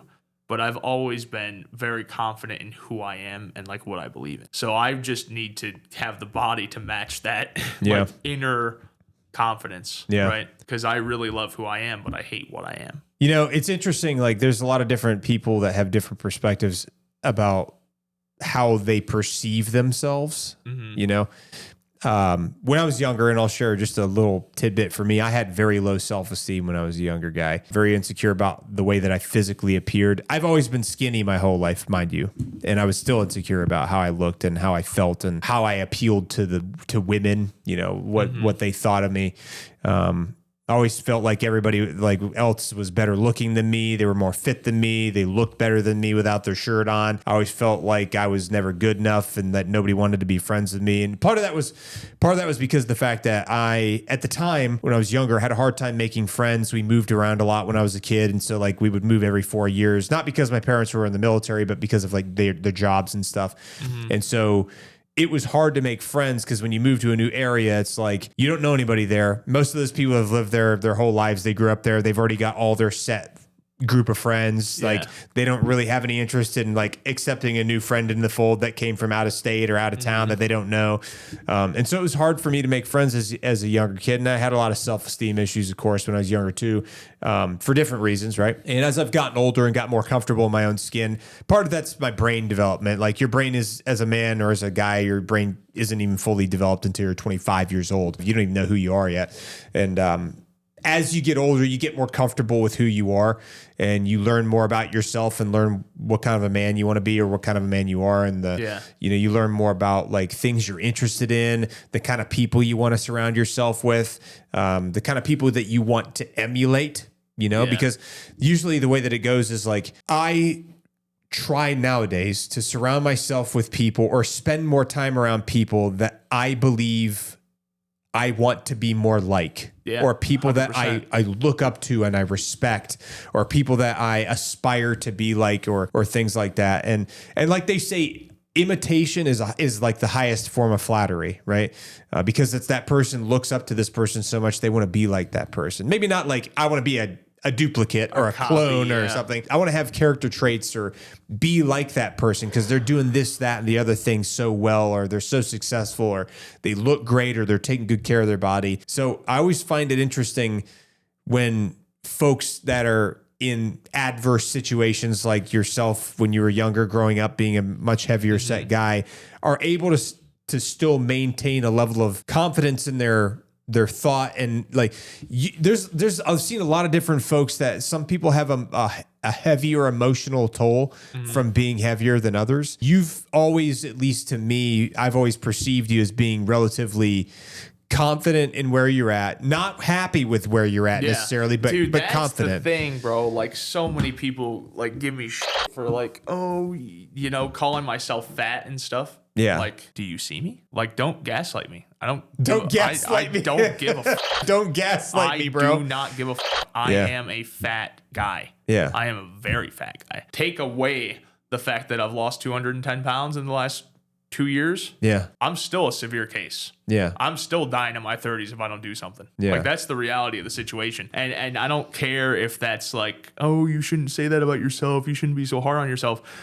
Me having that feeling towards myself is the only reason I've made it this far. You think that helps you keep going? 100%.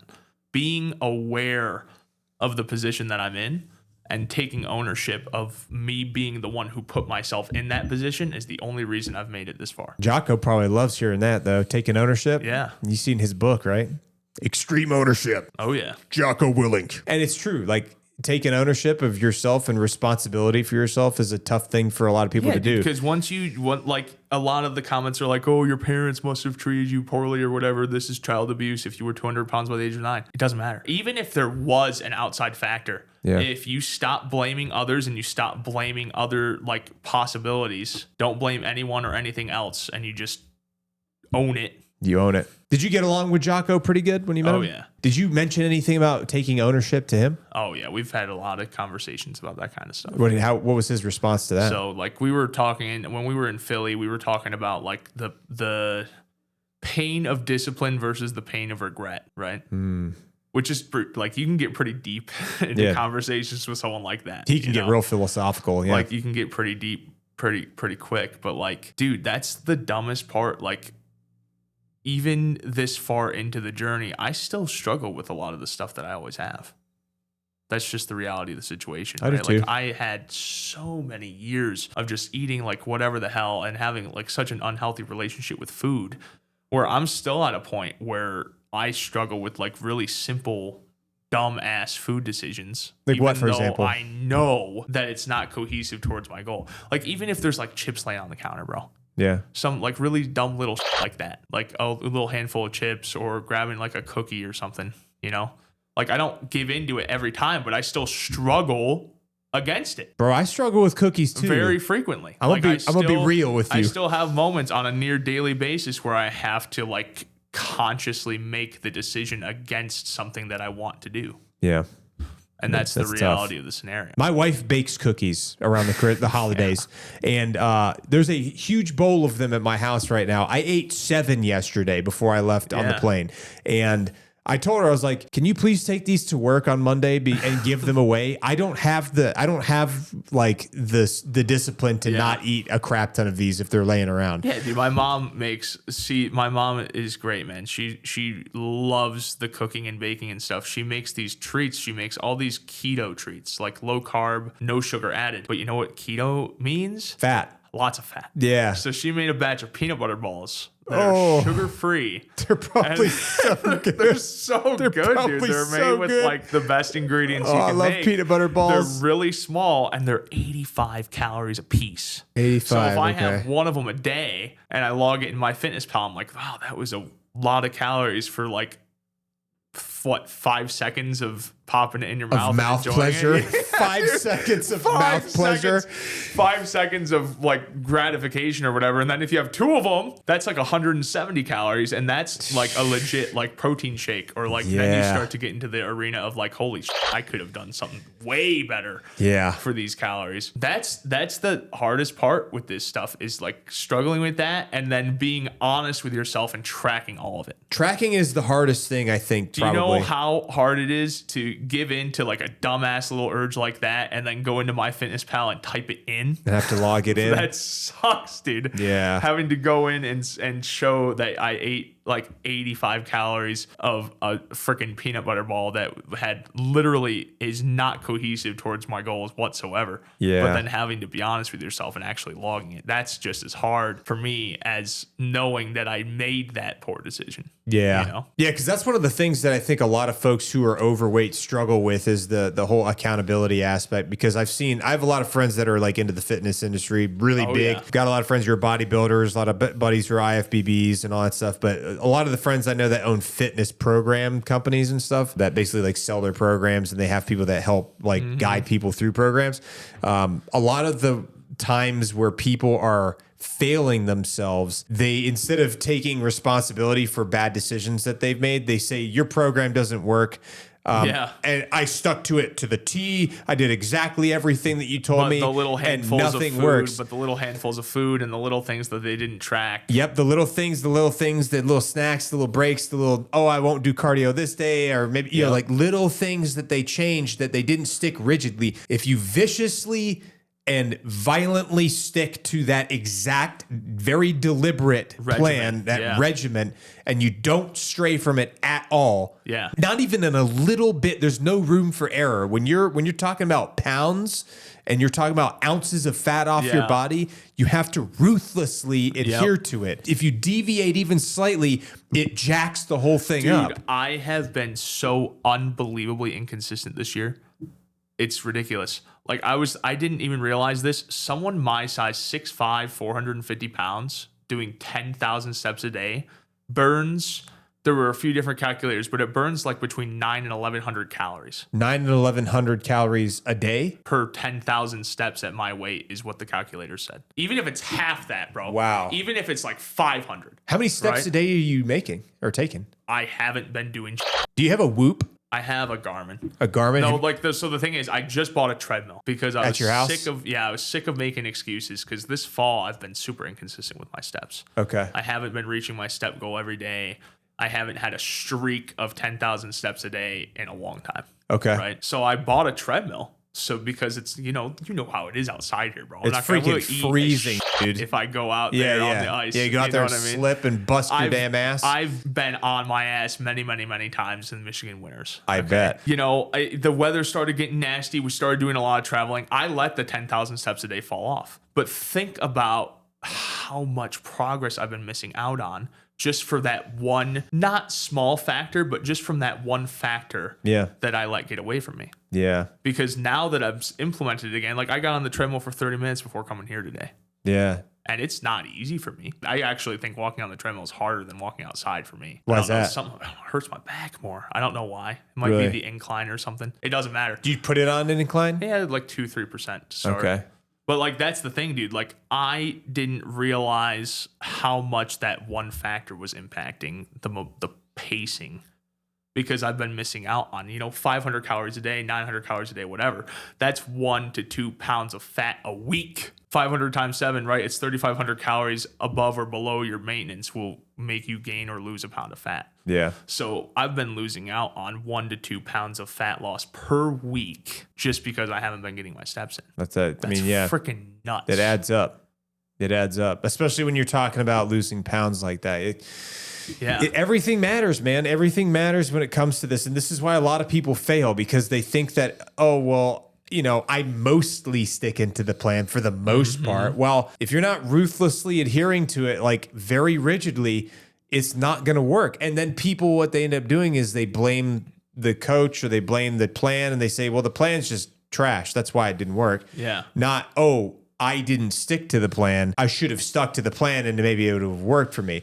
And sometimes they trick themselves into thinking, no, it was the plan, even if it wasn't, because they rationalize those things that might have seemed harmless as being harmless and interpreting it that. Yeah. And that's a lot of people fail in their weight loss journey because of that stuff, because it is down to a science. Like you have to do all of these things. So I've done one bodybuilding competition in my life, only one. I'm not a pro by any means. I'm not an IFBB pro. I don't think I might be too old to even do that stuff now, unless I got on some sort of like supplementation. I don't know. I could probably do it maybe if I got a coach or something. But point is, when I did it, I paid a guy to be my coach, like to give me a plan. There was a very specific set of menu items I needed to be eating at specific times throughout the entire day, portioned out a very specific way, and a specific amount of minutes of cardio I needed to be doing, and a specific workouts I needed to be doing. And I stuck to that pretty ruthlessly, ate the same food every day, all the time for a long time. There were things he was saying to do that seemed very minuscule to me, but he was like, you need to do it exactly this way. Like one, for example, is no energy drinks at all, none. And if you're going to drink any type of sugar in your coffee, it needs to be like stevia or none at all. And so like I cut these things out. I did the cardio. I ate the specific things.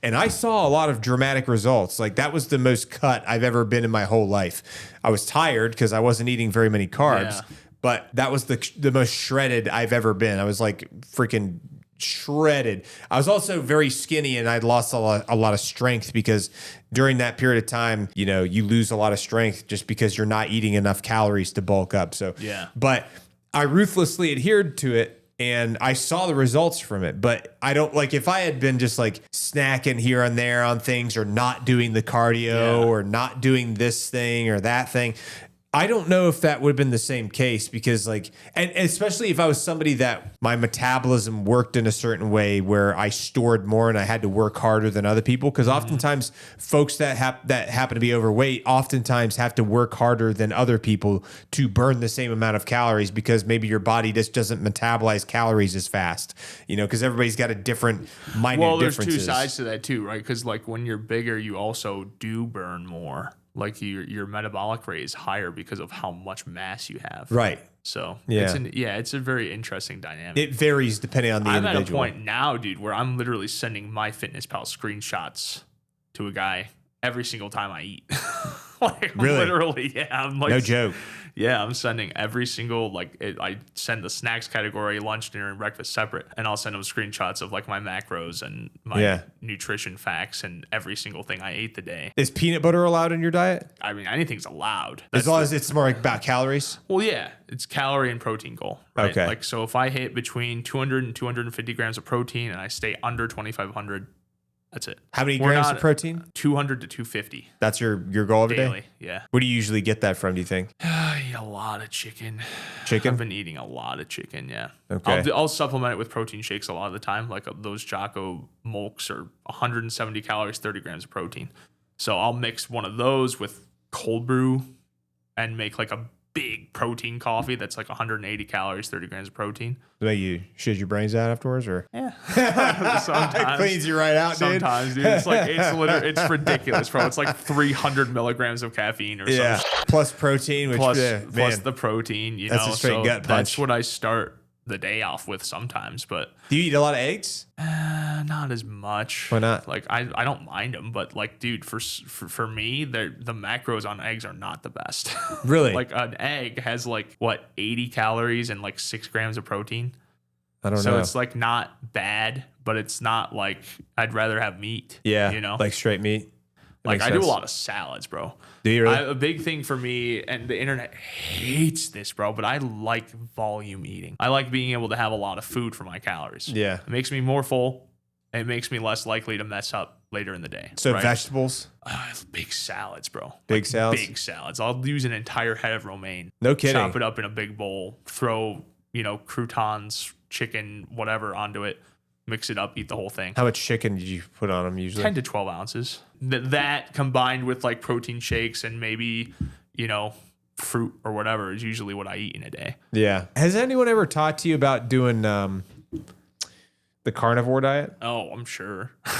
They probably talked to you about it before. A lot of people have tried to. I know there's a lot of guys. So Dana White's another one of those guys that was kind of overweight for a while, and he got onto the carnivore diet and lost freaking everything apparently. And there's of course Joe Rogan swears by it, and there's another guy that went on his podcast that was the one that told him about it. The thing is, bro, and I know I shouldn't care about what people think, but dude, if I did keto or carnivore and I cut out carbs, the fitness community would bite my freaking head off. Yeah, probably. Everyone I've talked to, every nutritionist, every coach has been like, you need carbs, you need carbs, you need carbs. Yeah.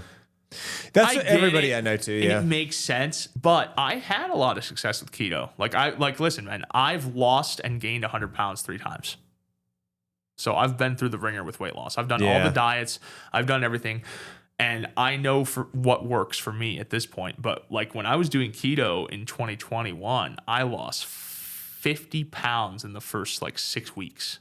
Oh, wow. And I know when you do that, a lot of it's water. Yeah. Right. But still, that was the what kickstarted that momentum of that initial first drive of trying to become a better version of myself. Yeah. So I know the low carb does work. Sure. But I don't know how cohesive it is when we're going to the gym and getting on a treadmill every day. Yeah. Well, I think, because the keto and the carnivore diet essentially is what it's trying to do is you're using fat for energy essentially. Yep. And the idea behind it is it forces your body to convert all of the excess fat into energy as opposed to using carbs for energy. So I think what you're doing is probably fine. I would definitely always stick with whatever. You have a coach? Yeah, I have several. I have basically a team, dude. Yeah. The coaches, whatever the coaches are saying is definitely the way I would do it for sure. I think. Well, I even went to my guy and I was like, hey, I kind of want to do keto because the scale hasn't been moving as much and I retain a lot of water. I have a condition in my legs called lymphedema. So lymphedema. What's lymphedema. It's literally water retention. Like if I don't keep my legs compressed, they will swell up with water weight. Like really? It's ridiculous. What do you compress them with? I have like Velcro compression garments that I wrap around my legs. Sometimes I'll even use short stretch bandages and just literally roll them around. Really? Yeah. Otherwise they'll just swell up? Balloon up like blimps, dude. Are you serious? It was way worse when I was at 600 pounds. Yeah, dude. Like my legs were literally like this big around, like my below the knee. Just with fluid? Just with fluid. And so you're not talking about blood. You're talking about like water. Water weight. Bro. It actually was so bad at one point it was seeping. It was literally like coming through the leg. That's crazy. It is wild. This is something you're diagnosed with? Since 2021, I think. What do you think caused that? Did they ever tell you? I don't know. My legs were always like that. Like, dude, my feet even used to be like that thick with water. Like it wouldn't be just my legs. It would also go into my feet. And I haven't experienced that in a while now. That's good. And I think it's one of those things that like the more weight I lose, the less of a problem it is. But that's one of the hardest things with like the scale and like what I do, because the water weight, my body retains it so easy. Like I know everyone retains water, right? But like combined with how big I am and the lymphedema in my lower body, dude, if I don't wrap my legs, Kagan, and I have a day where I eat like a lot of sodium, I can go up 15 pounds on the scale instantly. Really? And obviously that's not 15 pounds of fat. Yeah. Right. Because you would have to eat like 40,000 calories or whatever. Yeah. Yeah. So that's what I was saying to them. I'm like, hey, I kind of want to do low carb for a little bit when we get back from this trip. Because I feel a lot of the times like the water retention in my body is almost putting a veil over like the actual progress. Yeah. If that makes sense. Yeah. Right? Because if you drain the water, you can see like what you quote unquote actually weigh. Yeah. That's how I thought about it for a while. Right. So I wanted to do keto to just get rid of some of the water weight and see where I was actually at. Right. Because the scale's not moving like I think it should with the calories I'm eating. I get frustrated. Whatever. Because you're not seeing the results as fast? Yeah. Yeah. And that's more of like, I get up in my head about it because I'm like, always feel pressured to be like constantly going down for social media and stuff, right? Like, do you think that social media holds you accountable? Or is like helping you stay accountable? I don't like using social media for accountability. Yeah, I wouldn't either. The internet drives me nuts. Yeah, you can. Yeah, at the end of the day, like the comments and the DMs. I've done a lot better putting people in place in my life to hold me accountable. Because I didn't always have that. I think that's a lot more valuable. The social media shouldn't be what holds you accountable. Social media as accountability no, is bad. Yeah, it's terrible. awful, man. It's a sick place. It's a sick place. Don't let sick people hold you accountable. I had a week in July where I did a 5K. My first 5K, 3.2 miles or whatever. I walked it. I ain't running yet. You know what I mean? Hey, so dude, I walked you my first 5K. Wouldn't. I went up like 16 pounds on my weekly weigh-in because I was doing the weigh-ins every week on camera. And I was like, yeah, you know what? I just did my first 5K. I was super active. My legs are really swollen. And the next week, bro, I was down 24 pounds on the scale. Down. After being up 16. That's such a big fluctuation. That's the water. Dude, that's the thing. That's the water. That's crazy. Shit that I deal with. So if I push myself like I did in Philly, or I don't wrap my legs and I don't maintain it properly, or I eat a lot of sodium, I deal with all that water retention. So I wanted to do low carb to kind of show through that and kind of see where I was actually at. But they said that with all the issues I have in my body, they didn't think putting me into ketosis was a good idea. Yeah. I mean, that's why. That's their, they're the pros. Yeah. So I trust them. I was frustrated though, because I really wanted to do it. Yeah. I think that's why I was saying the best thing for you to do is trust the pros that are helping you with this, because they're going to know what's going to work best for you. And if you can ruthlessly adhere to it, you're good. Bro. Yeah, it is. Everybody has an opinion. Everybody's got an opinion. What I should be doing. Everybody thinks they're a professional. If I do a low carb meal, people will go, "Why are you eating this much fat when you're trying to lose weight?" If I do a low fat meal, and they're like, "Why are you eating so many carbs?" Yeah, and I'm like, listen, you all realize that like calories are protein, fat, and carbs, right? Yeah. Like there's 3 parts that make up this shit. It's not, you can't just have protein. Yeah. Like I struggle to hit 250 some days. That's a lot of freaking protein, bro. It is. At 2,500 calories a day, which is what I'm at right now, that's 40% of anything I eat has to be pure protein. Yeah. That's a lot. Do you ever eat red meat? Sometimes. Is there too much fat in it though? Yeah, even 93.7 ground beef doesn't have as good of macros as chicken. So like I'll do it sometimes because I know it's good for you. Like I really enjoy actually like we do make taco meat out of the 93.7 ground beef. Yeah. It's not as flavorful as using like 85-15 or 80-20, but it's way better macros. I need to start eating more chicken again. I'll do the same thing, bro. I'll do a head of romaine lettuce. I'll do like 10 to 12 ounces of 93.7 taco meat. Bag of Quest chips crunched up on it with salsa and sour cream, and I'll just mix it up and eat it. Sour cream? Yeah, salsa and sour cream, yeah. Salsa's pretty good. Salsa's relatively low in calories. Sour cream on tacos, bro. That's pretty typical. Yeah, it's pretty standard, yeah. I don't know, but the dairy in that might have kind of a negative impact. Yeah, dude, that's the thing, bro. Like, that's the thing. That's literally it. I could always be doing something better. Yeah. There's always little things that could be optimized, or you could be doing a little bit better. Or you could use this instead of this. I'm really actually happy that I'm not at the point where I have to like eat this specific thing at this specific time, like you said. Yeah. That would be really hard for me right now. It's hard. I'm just trying really hard to stick to my goals. Yeah. I think like you're saying, if you stick to the plan that your coaches have been giving you and you rigidly adhere to that and ruthlessly adhere to that, and you make sure that you're making your steps every day and you stay consistent with that every single day. Yeah. And you don't stop no matter what, no matter how you're feeling, I think you're going to be able to continue to lose these pounds. It's just going to take time. And if you're anything like me, I'm impatient as hell. Oh, I am too. I am so impatient. Especially with the social media stuff, bro. I even told people I was bringing back weekly weigh-ins in January. Yeah. Yeah, because dude, it's hard, man. It sucks. It is not fun because it's slow. This is a good clip for you, right? Yeah. This is the one thing I tell literally everybody, and I think there's probably 50 clips of me saying this online now. There is literally nothing I can do any given day, no amount of training, nutrition, whatever, that I could put myself in a position where I don't have to wake up tomorrow and feel like shit. There is nothing on God's earth that I could do today to make it so that I don't have to deal with the negative repercussions of being a 450-pound guy tomorrow. Yeah. That's my reality. Yeah. I'm working towards that day in the future where maybe one day I'll wake up after the skin surgery or whatever and I'll feel normal, whatever normal feels like. I've never led a normal life, dude. I don't know what being like a normal fit human even feels like. And that's a long way down the road for me. Yeah. I have to get up tomorrow and I have to deal with all this stuff that I deal with being this size, and nothing I do today can change that. Yeah. That's one of the hardest parts. Like, you talk about impatience. Even if I fast, dude, which I've done a lot, if you want to get into the whole guilt shame cycle, we can. I've done a lot of fasting this year. Even if I fast, yeah, the scale goes down a few pounds, but I'm still fat.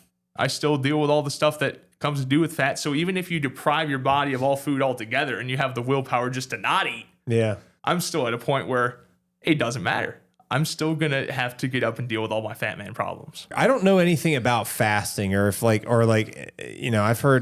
heard from some people that fasting is good to do like every so often. Mm-hmm. You know, I know that there's like a water lot of fasts. The longevity biohacking guys will do like a 72-hour fast every 6 months for like the autophagy. Biohacking, cellular autophagy. Yep. That was the thing I was thinking of because like. Well, listen, I tell you, brother, me and my mom started intermittent fasting last year. Early last year. She's lost over 70 pounds doing it. Oh, wow. It is very simple. It is literally the art of doing nothing. If you can get yourself not to eat outside of X window every day, you will burn extra fat. Like, that's just how the science works. Yeah. Now, when you talk fasting, like in terms of like fasting whole days, it becomes a lot more complicated. Yeah, yeah. But dude, I'm telling you, man, I was in such a nasty cycle this year of if I had a day where I know I went over my calorie count because I tracked it and I'm like, holy shit, I ate 600 calories more than I was supposed to today. I wouldn't just recalibrate. I wouldn't like, I'm going to be back on track tomorrow. I would freak out and then I would fast the next day, like straight up, no calories, water for a whole day, 36 to 40 hours. And then I would go back at it the next day. But then I would be so hungry from having not eaten for 36 to 40 hours that I would have another 3,000 calorie day when I'm supposed to be doing 2,500.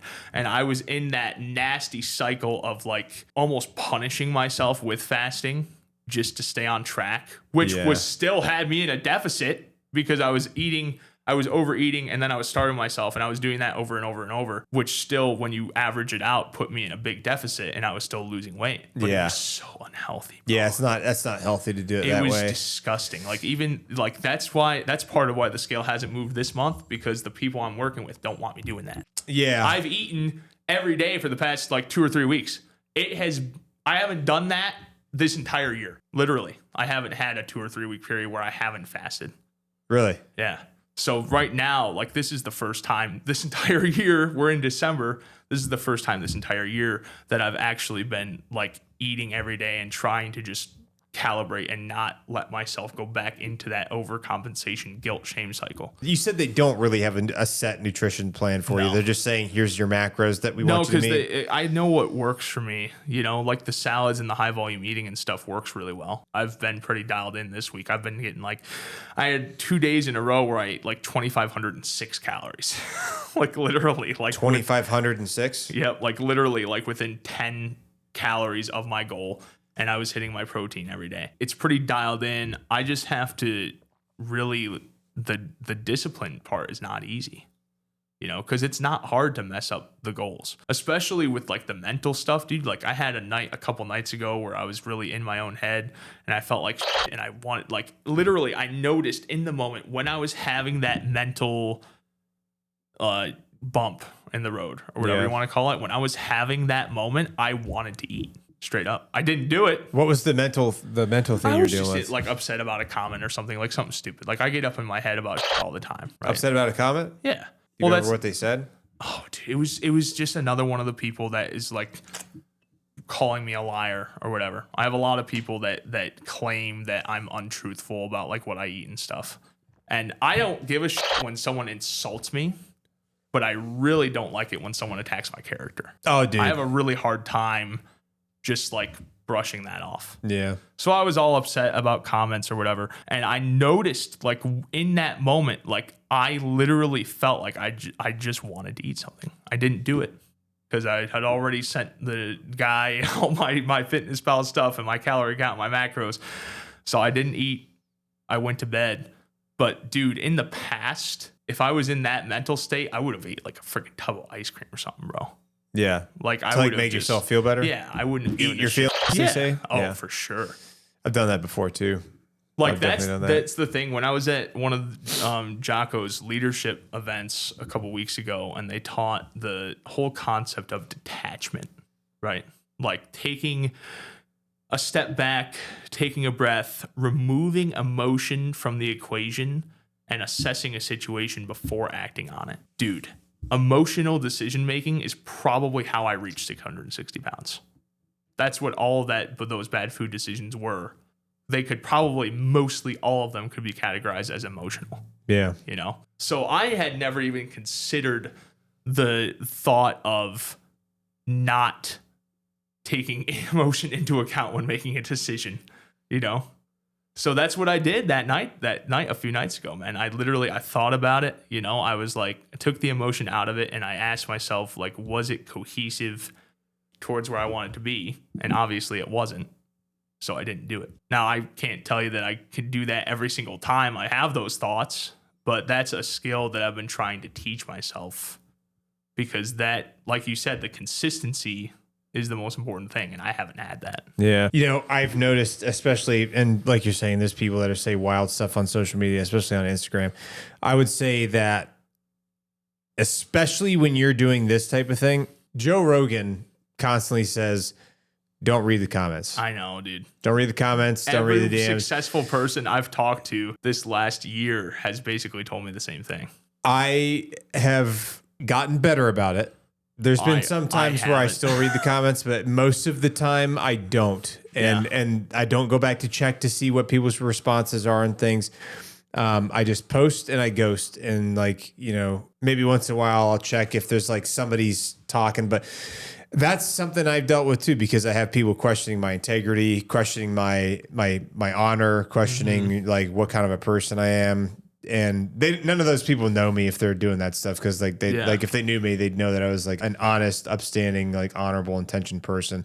And that I have integrity, probably more so than your average human being, because like I like it eats me alive if I don't maintain this very strict way of living your life, because I internalize all that stuff. You know, I need to be able to wake up and look at myself in the mirror every morning and be like, you're doing the right thing.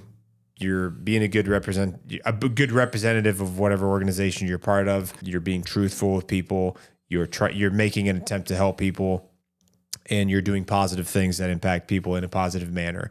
And the internet is kind of like a toxic place, especially because you got, when you become a public figure, or, you know, if you gain any type of a following, not saying I have that or I am one of those, but like you have to get to a place and accept that, like, a lot of folks that are in your comment sections, number one, there's a lot of bots out there. You don't even know don't even know who's real or who's not real anymore if they're not verified on Instagram.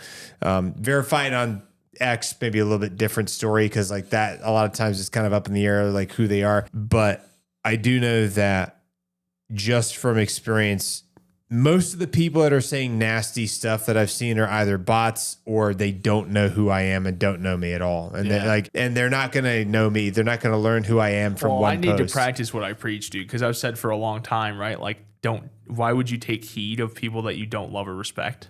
Yeah. But then I still find myself like, dude, if there's 90% positive comments, my mind will find the negative. I know. You'll look for the one. You'll look for it. I know. I've done the same thing. It's ridiculous, man. And with my history, like I used to be a Twitch partner. So I've literally spent thousands of hours on camera reading chat. Yeah. Chat's very different on Twitch than it is everywhere else. That's the thing though, man. I'm so used to interacting, and like that was my whole shtick. That's why I like streaming more than the other stuff, man. Yeah. I like talking to people. I like interacting with people. Like, I think that what you're talking about, that's fun. I can't do that on Instagram or all these other things. That's the thing, man. It's all those hours and all that gratification from interacting with people that I always feel the need to like go read and respond to a bunch of comments or whatever. Because you want them to know that you care what they're having to say. Because I want to interact, but then I get into the comments and then my head space just sometimes it'll just plummet. It's not that you interacting with people is bad. It's just that you reading the comments on Instagram or these other apps is not great for mental health. It's bad for me. What they should do is like, hey, look, if you want to have a conversation with me, come to my Twitch. Yeah. You can talk to me there. I don't read my comments on Instagram. I do read my Twitch chat though. So that'd be a great marketing tool for you. I just know it's better for mental health for me, especially a lot of the stuff that I talk about that I don't really get deep into that. I think a lot of people, especially like I said, Joe Rogan, all those guys, he has encouraged all of his friends. He's like, look, don't read the comments. Dude, it's ridiculous. It's like, and I don't know why I'm so thick-skulled about it, because like even like we spent an evening with Bert Kreischer last month. Oh yeah, you were telling me about that. He told me the same thing. He's like, don't read the comments. He says the same thing? Yeah, he's like, don't read the comments. And he seems pretty happy. Yeah, you know, like, so it's like literally like I've been told this by so many people, but I just have such a hard time not reading them, dude. Because I want to know what people are saying. I care about what people are saying, and I want to respond. Yeah. But then when I start reading them, it ends up most of the time being worse for my mental than if I hadn't. My main concern why I read comments, if I do, which I try not to. I usually am good about not doing it, but the few times that I do, it's because I'm trying to check and see if like anybody needed something, or if somebody put something out there, they just needed somebody to respond to it. Like, because there's a lot of people out there that are having a hard time. Like, I don't really check my DMs much, but every so often I will, and just see if somebody was reaching out, asking for some help or some advice or something like that. And I want to be able to help people. That's the whole reason I started social media in the first place, was that I could like be somebody that could do something to help other people and provide some sort of benefit to them or something of value to them. Right.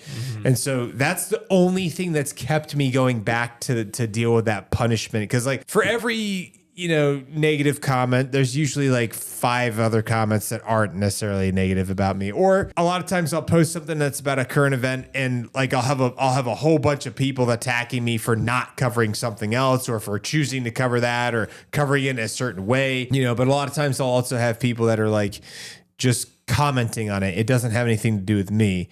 It's the personal attack stuff where it's just like, there's not really, what's that doing for me reading that? Not really much, and I have plenty of people that attack my character and my personal life a lot because there's a lot of people, really a lot of people out there that are doing that. They're unhappy oftentimes, because like another thing Joe Rogan says famously, a lot of other people said this before him though, is hurt people, and so there's a lot of sick individuals out there and also bots, but there's a lot of people out there that are just not happy and they're not in a place where they're content with their life, and maybe they're going to a job every day that they hate going to and they're barely making enough money to get by, and they're they get on the internet and scroll and they say something nasty because they're unhappy. That's one of the reasons why I stay out of there. But at the same time, I think that maybe streaming could be something, another in addition to everything else that you're doing. Maybe you could get back into it. I don't know if I'm not saying that's the right thing. I'm just saying that's an idea. Dude, I was really good at it. Like that's the thing. Like I believe it. Really, really enjoyed my time as a Twitch partner. Like I'll always look back on that fondly, even though the community was really toxic. Was it? Oh yeah, dude. The gaming community, a fat guy in the gaming community, I grew because of the fat comments. Isn't that how Queso grew too? Kind of. He embraced it though. Like he did. I didn't like. To be fair, I love Queso. I think he's a really entertaining guy. Yeah. But he really played into it. Like I tried not to. Like I tried to ignore it and like rebut against it. Okay. You know what I mean? Yeah. Like I didn't like that. That's why it was growing. Okay, because you don't like that. You didn't like that aspect. Because my weight wasn't relevant to the content. Oh, okay, you know what I mean? yeah. A lot of the comment section, TikTok particularly, was making it about my weight. Just because I was a fat guy playing video games or fat guy having a good time or whatever. Who cares? They don't need a reason to be toxic, especially in the Valorant community, dude. Oh God, like, Valorant. It was nasty. Have you ever seen that? Do you know who Chris Farley is? I've heard the name. I'm not sure I could He's place a him. famous comedian who used to be on Saturday Night Live a lot back in the day. He was one of my favorite comedians growing up because he was just like, oh God, he was such a classic. He was so funny, man. He was overweight for most of his like acting career and his like entertainment career, but unfortunately he ended up passing away at a relatively young age because of various reasons. You could probably look him up. People listening to this could look him up and see who Chris Farley was. But he did a skit on Saturday Night Live one time called "Fat Guy in a Little Coat." Sounds good. It was the funniest damn thing. He's like singing a song about being a fat guy in a little coat. Yeah. Yeah. If you ever have time, maybe later today while you're driving or something, maybe look up the Chris Farley fat guy in a little coat skit, and it'll have you laughing because it's funny. It's like he's one of those guys that did a lot of self-deprecating humor. That used to be a big thing for me. And it was funny. That doesn't mean that it's right for everybody, but he was very funny. He was a legendary comedian. We really lost a special one there, but anyway. It's easy for me to go off the rails, off subject and stuff. But as far as the Jocko stuff, the Echelon Front stuff, who ended up DMing you and inviting you to go to one of their events? Oh, that would think the Jocko team contacted the Echelon Front team about it. Oh, really? So earlier this year, they actually brought me and Danny out to Philly for like 3 weeks. 3 weeks. Yeah, we did a whole thing. It was like the 21 days of discipline. Okay. Right? So I was like training almost every day. Yeah. I was getting my steps in every single day. Nutrition was dialed in for the most part. So that was a really cool experience, but that was kind of independent of this. That was its own thing. So the muster itself, dude, those are wild. I don't know if you know a lot about Echelon Front. I don't know hardly anything about it. So it's Jocko's squad. Like a lot of the SEALs that he worked with over there are the instructors of this thing. Okay. So they take their experiences and the stories from their time over there and they turned their tactics and principles into lessons that people can use in their life and business. It's wild, dude. Yeah. They'll literally turn like a combat scenario into like leadership skills. Yeah. And like with firsthand counts of what they were doing. Yeah. So it was very powerful, man. It was a lot of information though. It was like 2 8-hour days of conferences back to back. Oh, wow. So you're sitting in like conference halls for a lot of it? Okay. And they're just like doing lectures? Yep. Okay. Pretty much. Interesting. But dude, it was, I think Maddie and the Jocko team contacted them and they said, hey, like, I think this would be something that was really good for Ethan. Then the Echelon Front team brought me and Danny out there to Orlando for this thing. They call it muster. Yeah, the muster. Yeah, I've seen him post about it a few times. You know, it's funny. I've only met him twice. The first time I met him was in 2022 at the Army Navy game when we were at the. Oh yeah, they're at that every year. Yeah. I was at the tailgate and I ran into him. It was kind of cold out. We took a selfie. I was probably one person out of a million people that came up to him that day. So he didn't remember me. But then we ran into each other again at Camp Pendleton for the Marine Corps 250 event, the MAGTF demonstration that was going on out there in October. He's like, "Hey, what's up, man?" And I was like, "Hey, Jockey, you remember me?" He's like, "Oh, what?" I was like, "Yeah, we met in 2022. I gave him a bunch of shit for not remembering me, even though I was like, dude, there's no way he's going to remember me. Because I was like, at the time, like when I first met him, I think I had 100,000 followers on Instagram. Nobody knew who I was really. Yeah. And I hadn't been doing it for very long. Plus, he probably saw like thousands of people that day. There's no way he would have remembered me. But I gave him a hard time for it nonetheless. And that was the first time, this past October was the first time I actually had a chance to have a good conversation with him one-on-one. And it was actually nice. I honestly wish I would have had a little bit more time to talk to him because he was really easy to talk to, very chill. I had some good conversations with him. It was nice. Yeah. It was nice actually having a chance to chat without a whole bunch of other people around, because there wasn't like a whole bunch of distractions and all kinds of stuff. It was just like able to chat face to face about it. Some different experiences I've had and just some of the things that I've done, some of the things that I was trying to do and stuff like that. I'm hoping that one day I'll get another opportunity to chat with him, whether it's on a camera or not. Like, even if it's just like, hey, we're just shooting like having some dinner.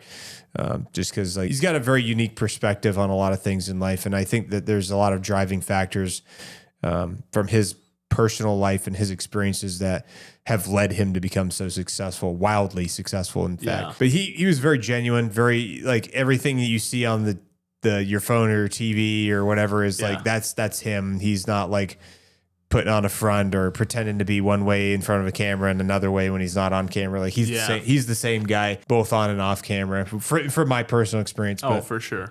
Did you get to talk to him at all while you were at the conferences? We were in Philly. He flew 3,000 miles to do a workout with us. 3,000. He came out there from San Diego. Yeah, that's cool. So him and the media team went from San Diego to Philly, and then immediately the same day they flew back.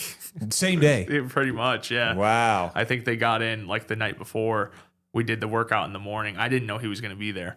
No, but it was it was like 2.5, 3 hours at the gym. That's cool. Chatting, and it was kind of cool. Like in between sets, he would like go into like this deep talk, and then he would be like, "All right, that's your rest time." All right, that's your rest time. Pretty much. So it was really cool. Then seeing them again at the muster, it was really sweet. Like first thing, I walk up to him and he goes, "Dude, you look different." And it had only been like a month and a half. So it's been pretty cool interacting with them, dude. I am so amazed with the people that we've managed to surround ourselves with. It's crazy, man. Like the way that we're treated by the Jocko team and the Echelon Front team, and some of the people we've met, like my friend AJ, he's an actor that was in SEAL Team. Okay. And dude. Oh, AJ Buckley? Yeah. Yeah, you were on his podcast, right? Yeah. We went out to Nashville to meet up with him. We spent a whole day with him. We went to like a big gun range. We recorded an episode of his podcast. Nice. So you got to go shoot some guns with him? Yeah. That's cool. It was so like, dude, the people that we have surrounded ourselves with blows me away. Because this is a place this is not an industry where I feel like this is an industry where genuine people are few and far between. Yeah. Like there's a lot of, like you said, like just people that are all about the numbers, trying to get views. Like that's all a lot of people in this space care about. Yeah. But I don't feel that way about like any of the people we work with. I think especially from the podcasting perspective, because like if they're just looking for virality, like they probably don't want to sit down and talk with you for 3 hours. You know what I mean? Like at least I wouldn't be able to comprehend that, like why somebody would just be like, it's hard to have a conversation with somebody you're not interested in talking to. For sure. Like it's hard to want to sit down with somebody. If I don't like, that's one of the things I've noticed is like my podcast is small. It's not that big. I don't really have a big following on my podcast, but I do know I've had a bunch of people reaching out to myself and my manager for like wanting to do podcasts.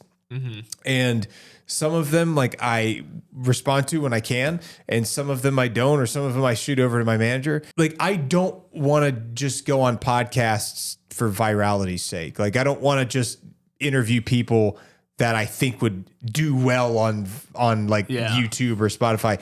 I want to talk to people that I actually genuinely want to talk to. Yeah. Because if you're going to go viral, it's going to go viral because it was meant to, or maybe there's like artificial means of doing it. I don't know how to do that, but point is like, if you're going to interview people, I want it to be people that I'm genuinely interested in talking to. Yeah. Because I don't want to sit down with somebody for 4 hours if it's going to be an excruciatingly boring podcast, or if it's not really somebody I'm interested in. If I'm not interested in talking to them, I'm not going to do a podcast with them. I don't care how famous they are. I don't like if there's somebody that's super ultra famous, but I don't really want to sit down and do a podcast with them, I'm not going to do it with them. Like no offense to the Hawk Tour girl. She may have gone viral. I wouldn't have wanted to do a podcast with her because it's just not my cup of tea. Nothing against her. I just don't have an interest in talking to her. However, your story, very different. Like you're inspiring other people to do something different, get outside their comfort zones, work on self-improvement, self-care, take care of your body. You faced significant adversity and you're still working through it. Even if it's hard, the improvements are very incremental and small, and it sucks sometimes. Yeah. And it's not like all, gardens and roses and tulips and running through the garden. And, it's not all dandelions. It's like, this shit is hard. And a lot of times it sucks. And, it's very slow. It's not immediate gratification, but I'm still doing it. I'm still here, and I'm still showing you that I'm still doing it, and I'm still here. And I think that is more than anything like a really good message for people, because there are millions of other people out there in the world that are overweight that are having a hard time trying to lose that, or having a hard time with the consistency or sticking with it, because especially as Americans, we're in this culture of this immediate gratification. We want it to happen now. We want that instant virality. We want that instant lose all this weight. We want to instantly make it in social media. We want to instantly become well known, or we want to instantly become successful and start making all this money, or we want to instantly become a really well-known streamer, or this, that, and the other. We want all this stuff now, and from my experience, none of the good things that have happened in my life happened overnight. It all happened from like working my ass off for it, and a lot of times it sucks, no matter what it is. But I think the key is finding a way to enjoy the journey. Yeah. I think struggle with that big time. I do too. Like it's sometimes hard. So stressed out this past couple months that I'm like, I haven't actually gotten to the point where I want to stop, but like, dude, I'm tired. Yeah. Like, I'm getting burnt out. I feel you. Me too. I feel that a lot. I get that feeling a lot about just creating videos and stuff. Like I get burned out because I've been doing it for so long and getting up so early and grinding so hard every single day, no matter how much I'm working or sleeping or any of that stuff. It's hard staying consistent, but and this is something I have to work on myself, is enjoying the journey. I have to work on that. And I'm guessing that you probably have the same going on, like trying to enjoy the journey instead of being focused on the end. Because we've been doing some cool shit. Yeah, you've been seeing a lot of amazing people. You've met some cool people. And we were on the road for like a good 6+ weeks. Yeah. And it's hard to, I think I was able to be present for a lot of it, but it's hard to just enjoy it. Because there's so much pressure, Yeah. Yes. Well, especially when you're so public about everything going on in your life with your journey through losing weight. And I know everything. It helps, which is why I am as open as I am. Yeah. But it's also like hard, because then when you are vulnerable about the stuff that you deal with, you kind of take your guard down. And it leaves yourself open to attack. And then people can use your own vulnerabilities against you, even though you're the one who laid them out in the open to begin with. Which is why you don't read the comments. Yep. But that doesn't mean that you stop, because for you, I guarantee you that you are helping a shitload of people out there. Oh yeah. And you're encouraging a lot of people out there to keep going, because there's a lot of people that want to quit just like the way that you're feeling right now. And there's a lot of people that want to quit just like how I feel a lot of times, that want to quit. Yeah. But you keep going. You keep your head down. You keep pushing forward. You know what I mean? Because not only is that going to help you, because you are going to continue to slowly progress along this journey incrementally. You're going to keep losing the weight. You're going to keep shedding the pounds. And you will eventually get to a place where you don't feel like every day when you wake up. Yeah. You're going to get there, especially if you stick with it and you keep surrounding yourself with these people that are positive influences in your life. And then you keep encouraging other people who are going through similar situations to do the same. You know, I think that right there is the key. And also like the silver lining, that's the silver lining to it, because ultimately you're going to reach your goal. Just like a lot of folks are going to reach their goals, whatever those various goals may be based on your, position in life and everything. You just have to keep working at it. And it is hard.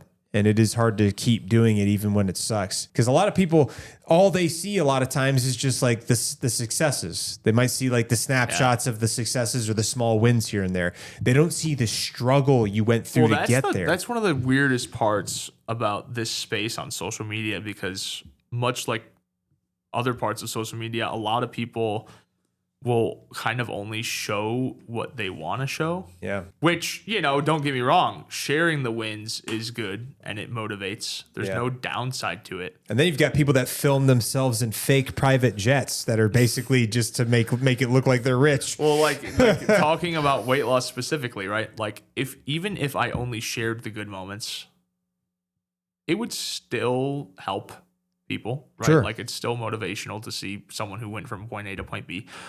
But I think it affects so many more people when you share the bad along with the good. Yeah. And that's why I did it. That's the thing, man.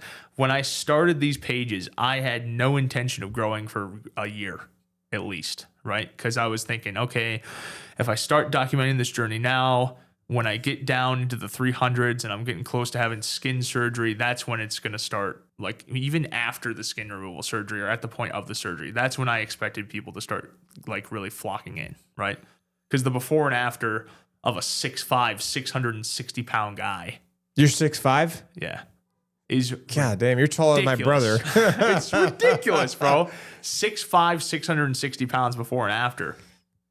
That's going to be ridiculous. It's going to be a ridiculous before and after that goes viral either way. So I was just kind of playing the long game, and I was like, all right, it doesn't matter how many views this stuff gets now. When I get to my goals, everything's going to work out. And then it just freaking went.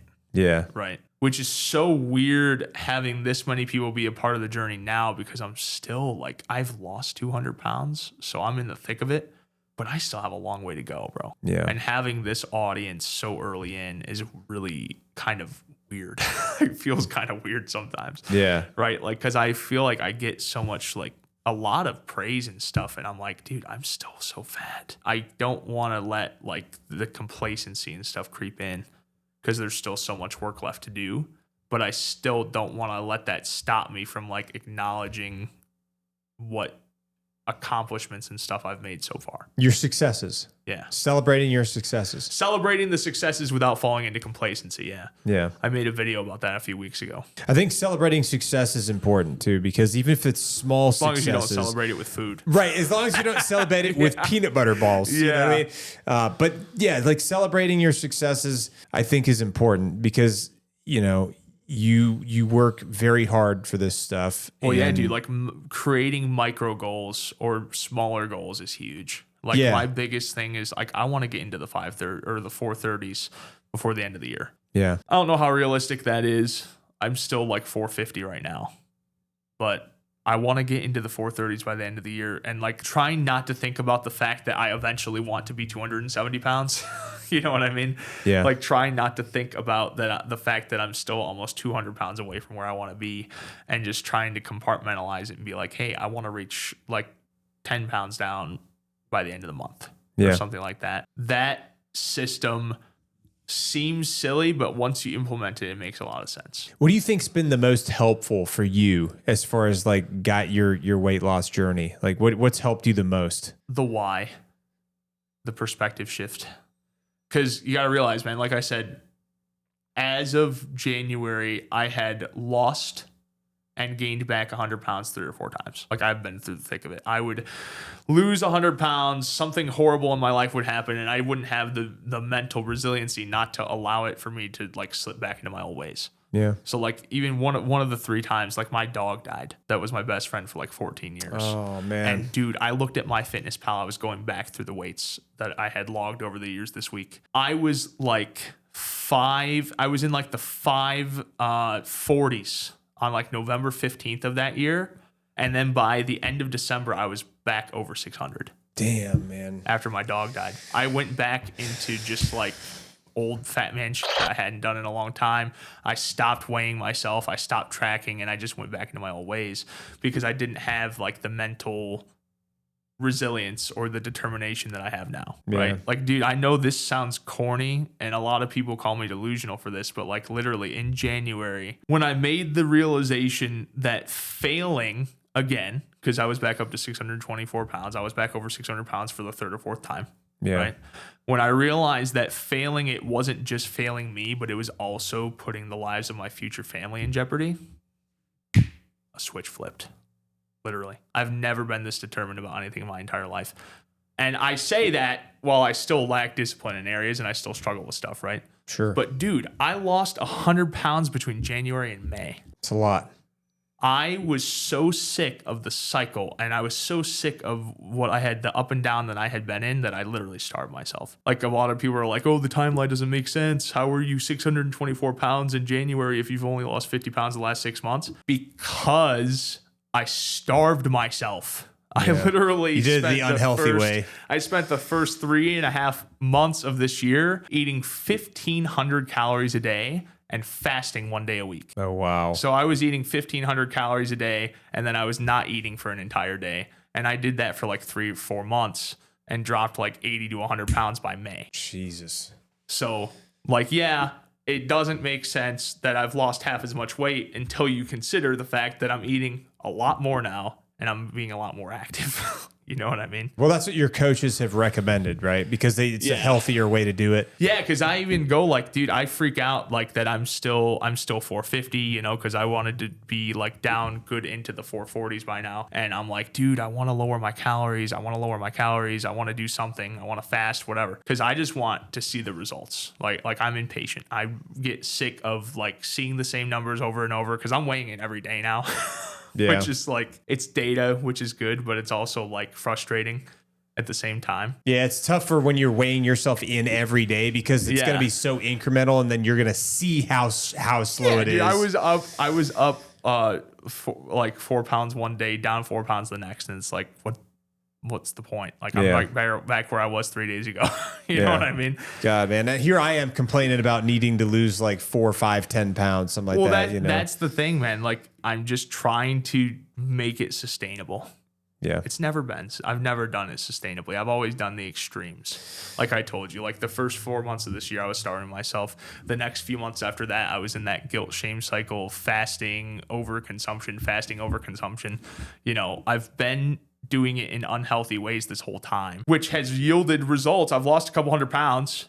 Yeah. But now I want to do it the right way. Yeah. I don't want to starve myself. Yeah, I want to just control my intake and do what I'm supposed to do, get the movements in that I'm supposed to get in, eat what I'm supposed to eat, because that'll be a far more healthier and a far more sustainable way of doing it. But it's not as fast as the extremes. Yeah. Which sucks because you put your life online and people see you going at a certain pace, and then they see the pace change and then they question what you're doing.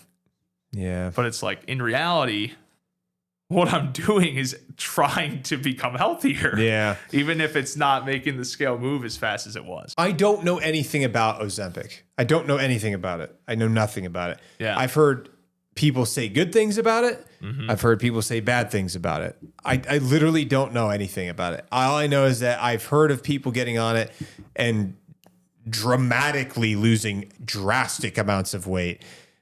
Has anybody ever brought that up to you? Like the thought of it? Sure. Doctors are up my ass about that stuff. Are they? Doctors are? Yeah. What have they said about it? Well, because the whole shtick with the GLPs is that it gets rid of food noise. What's food noise? So it's like all those urges that I have to eat what I'm not supposed to be eating go away when you go on them. Really? But I don't trust it. in reality. I understand what it does, and I understand that there's a lot of people that have had success with it, but I also understand, regardless of what anyone says, that there are a lot of cases where people have had really nasty side effects from it. Have there?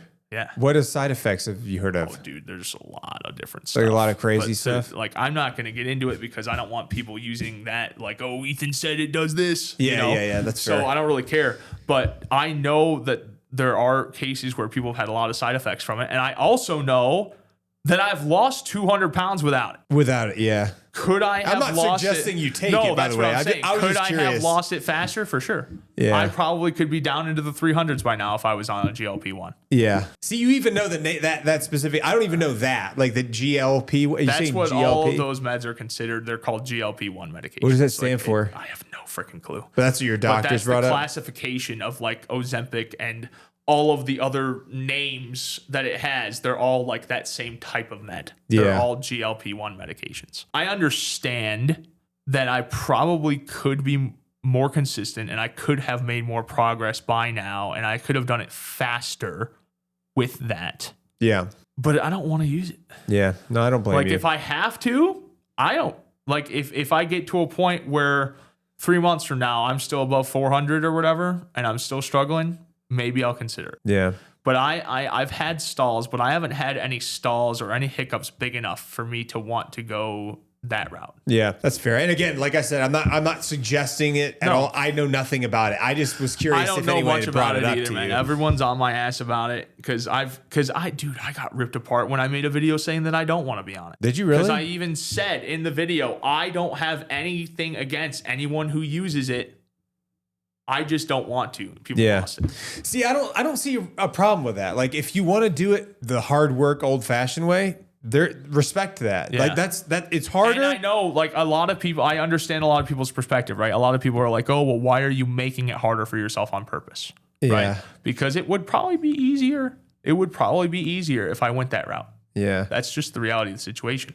But you just don't know the side effects piece. This far, and I want to see if I can go the whole way naturally. Yeah. Because a 660-pound guy who loses almost 400 pounds without surgeries and without weight loss medications, that's an inspiring journey, dude. That'd be a massive It's going to be inspiring either way. Yeah. But that is an achievement that I would really like to go for. Yeah. You know, at the end of the day, like me personally, anytime I can avoid taking prescription drugs, medications, and I can do stuff like a natural way without taking any type of thing for it, I prefer personally, because I also don't like taking a bunch of stuff. Like I don't even like going to the doctor unless I have something that's seriously wrong with me. Yeah. Just because I prefer to like do things naturally or do things in a natural way. Just holistic medicine. Yeah, I guess you could call it holistic, but I mean, I'm not talking like witch doctor stuff or anything like that. But like I I don't like injecting stuff into me if I can avoid doing it. Just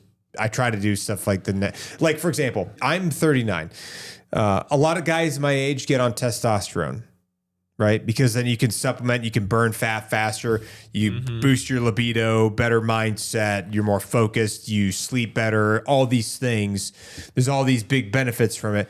But there's also other natural ways where you can boost testosterone too, like using the sauna, for example. Apparently, there's studies that have come out that say using the sauna, sitting there 20 minutes a day, 4 or 5 days a week at 185 degrees, apparently has a positive impact and like increases testosterone levels. Same thing for not looking at adult content online. You know what I'm talking about, right? That's also good for testosterone levels. There's a bunch of different things that are natural, like natural foods you could be consuming. Like I would rather do these natural, non-supplement, non-medicine, non-medical things as well, just because I frankly just don't trust a lot of those things, just because there's a lot of money involved, and anytime money gets involved, it makes me question things when money's involved. So I definitely understand, and that was again, I wasn't insinuating you should try it. You would almost be impossible to offend me. Yeah, so. But I also, for other people, I want them to understand I'm not encouraging you to take it or encouraging anybody to take it. I was just curious if anybody like medical doctors or your coaches or any of these people brought it up, because I know it's really big in pop culture, especially in Hollywood. Specifically, the coaches aren't on board with it. The doctors are all over it, dude. And see, that's what makes me suspicious. Yeah, because it's like, you making money off this?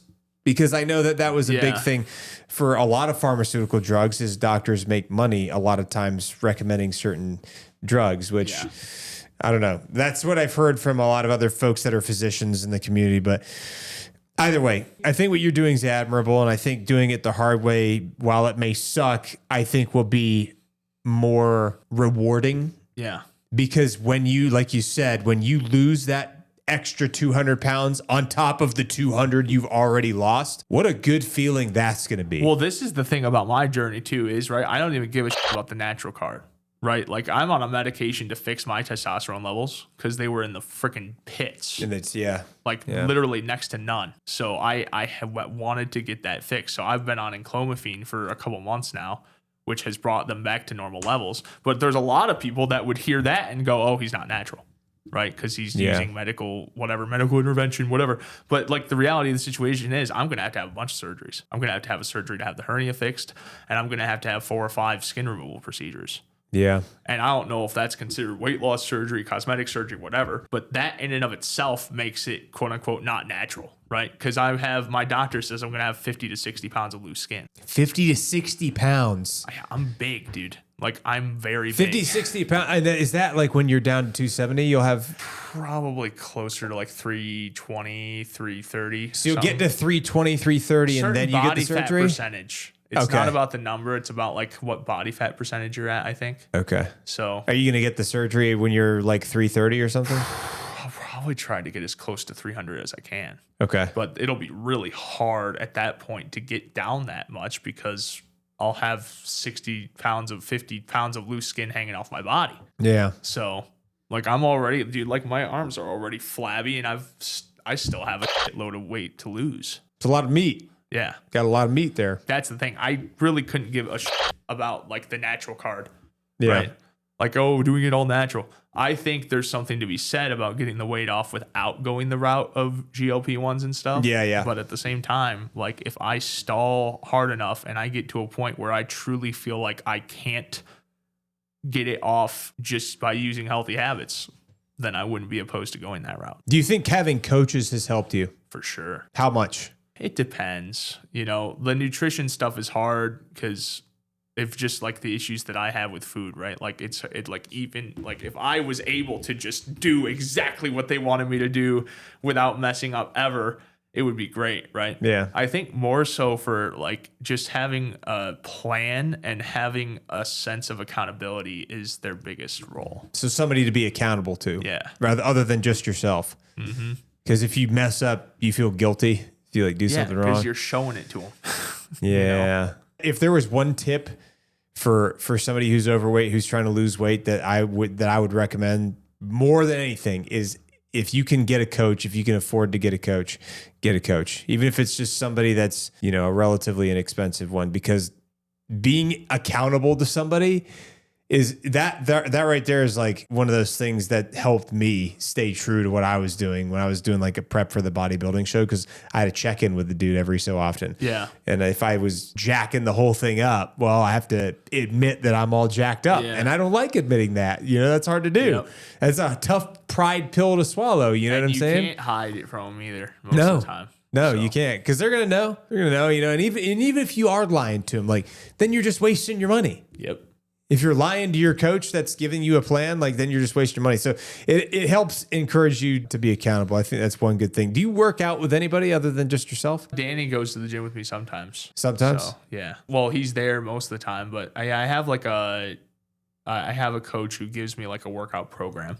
Okay. But this past few weeks has been like all over the place. Like, we haven't been to the gym barely at all with all the traveling and stuff. Yeah. So with all the traveling, it's hard, dude. It's hard, especially like trying to prioritize what is the most cohesive thing towards the weight loss, right? Because for me, honestly, I think getting the steps in now that I have the treadmill and I won't have any way to make excuses, right? Yeah, because it's like in your building, your house. There's no reason for me not to do it since it's there now. Do you guys have like your own place? I live with my parents still. Do you really? Yeah. Okay. 1999, so you're 26? Mm-hmm. Okay. Yeah, you're still young. You're still young. But no, like I got the treadmill. I think like the most important thing for me right now is to get the steps in every single day, hit the nutrition goals every single day, and then the strength training, whatever he feels is appropriate on top of that is what we're going to end up doing. That's kind of like, I know it's important, but it's not like one of my top priorities. Do you think that it would benefit you to have a coach that came with you in person to the gym? Probably. Where they're like scheduling It's definitely beneficial when we and Joey are actually together. Yeah, because we were out in Philly. That's where he lives. That's why we went to Philly. Okay. So that was super beneficial. I think we're going to make more trips out there. Yeah. It's just a matter of like planning and like coordinating with the Jocko team and everything. Would you ever try to have like find a coach that's local to train you? Probably not. No? Not here, bro. Like this is like I said, we live in the middle of nowhere. I'm going to Muskegon and I'm getting his trainer in Muskegon. Like probably not here. Yeah. We are planning on moving to Tennessee at some point. Are you really? So what part? One of the biggest CrossFit gyms is there. Really? It's called CrossFit Mayhem, and we visited it. I have a buddy who's from Tennessee. Really cool, man. So I wouldn't mind getting involved with some of the people there eventually. Yeah. But that's like down the line. Like can't focus on that stuff. I think I get a buddy that I have a buddy that I served with in the Marine Corps that opened his own CrossFit gym before he joined the Marine Corps, and like he left and he still owned the gym. He was like an older cat, like closer to my age. Okay. I don't know if he's from Tennessee or from Kentucky. It's one of the two. He's super country dude. I think he still owns a CrossFit gym. I can't remember where it was. I need to give him a call. CrossFit Mayhem. Is that in Nashville? Cookeville. Cookeville? It's Rich Froning's gym. Oh, Rich Froning's gym. Okay. He's from Tennessee. I don't know the guy. I know of him. Is that near Knoxville? It's an hour east of Nashville. Okay, east of Nashville. Okay. I love Tennessee as a state. Like, I think it's a great state. I wouldn't mind living in Tennessee. That's one of the few states that doesn't tax your retirement if you're in the military or if you're a veteran or something like that. And I got a crap ton of friends who are vets that live down there in Nashville, Knoxville, a bunch of places. My brother and his girlfriend live in Tennessee. Like, there's a bunch of people up there. I wouldn't mind living out there. It's either like Tennessee or North Carolina or South Carolina or Kentucky, one of those states, or Florida. But probably the Appalachian Mountains for me is where I'm going to end up eventually at some point. I just don't know where. Just because I like that area for sure, and the mountains. I like being in the mountains. It's just better for me. Something about it. Yeah. I feel more at home. I'd like to make it to Tennessee, but I don't know what the timeline on that is. Just out of my hands. Yeah, you're trying to figure out like. You'd have to find a place to live and like how you're going to pay for rent and all that stuff, which is a whole nother layer of complexity to your life situation. Large amount of monthly expenses. Yes. And a lot of money that you would not be spending on traveling, but instead you'd have to spend on rent and living expenses and stuff, which is tough. The coach thing, I think is good. How long have you had a coach for now? June. Since June? And before that, you were just like white knuckling it. Before that, I was just starving myself. Just starving yourself doing it that way. Yeah. How did you meet your coach? Through Jocko. Oh, through Jocko. Yeah. Oh, no kidding. Yeah. Joey coaches like some of the people that work with them. So for the Jocko Joey lives near one of the people that are like at the head of Jocko Fuel. And he helps train their family. In Philly? So, yeah. So they're all, so he was like kind of connected with him.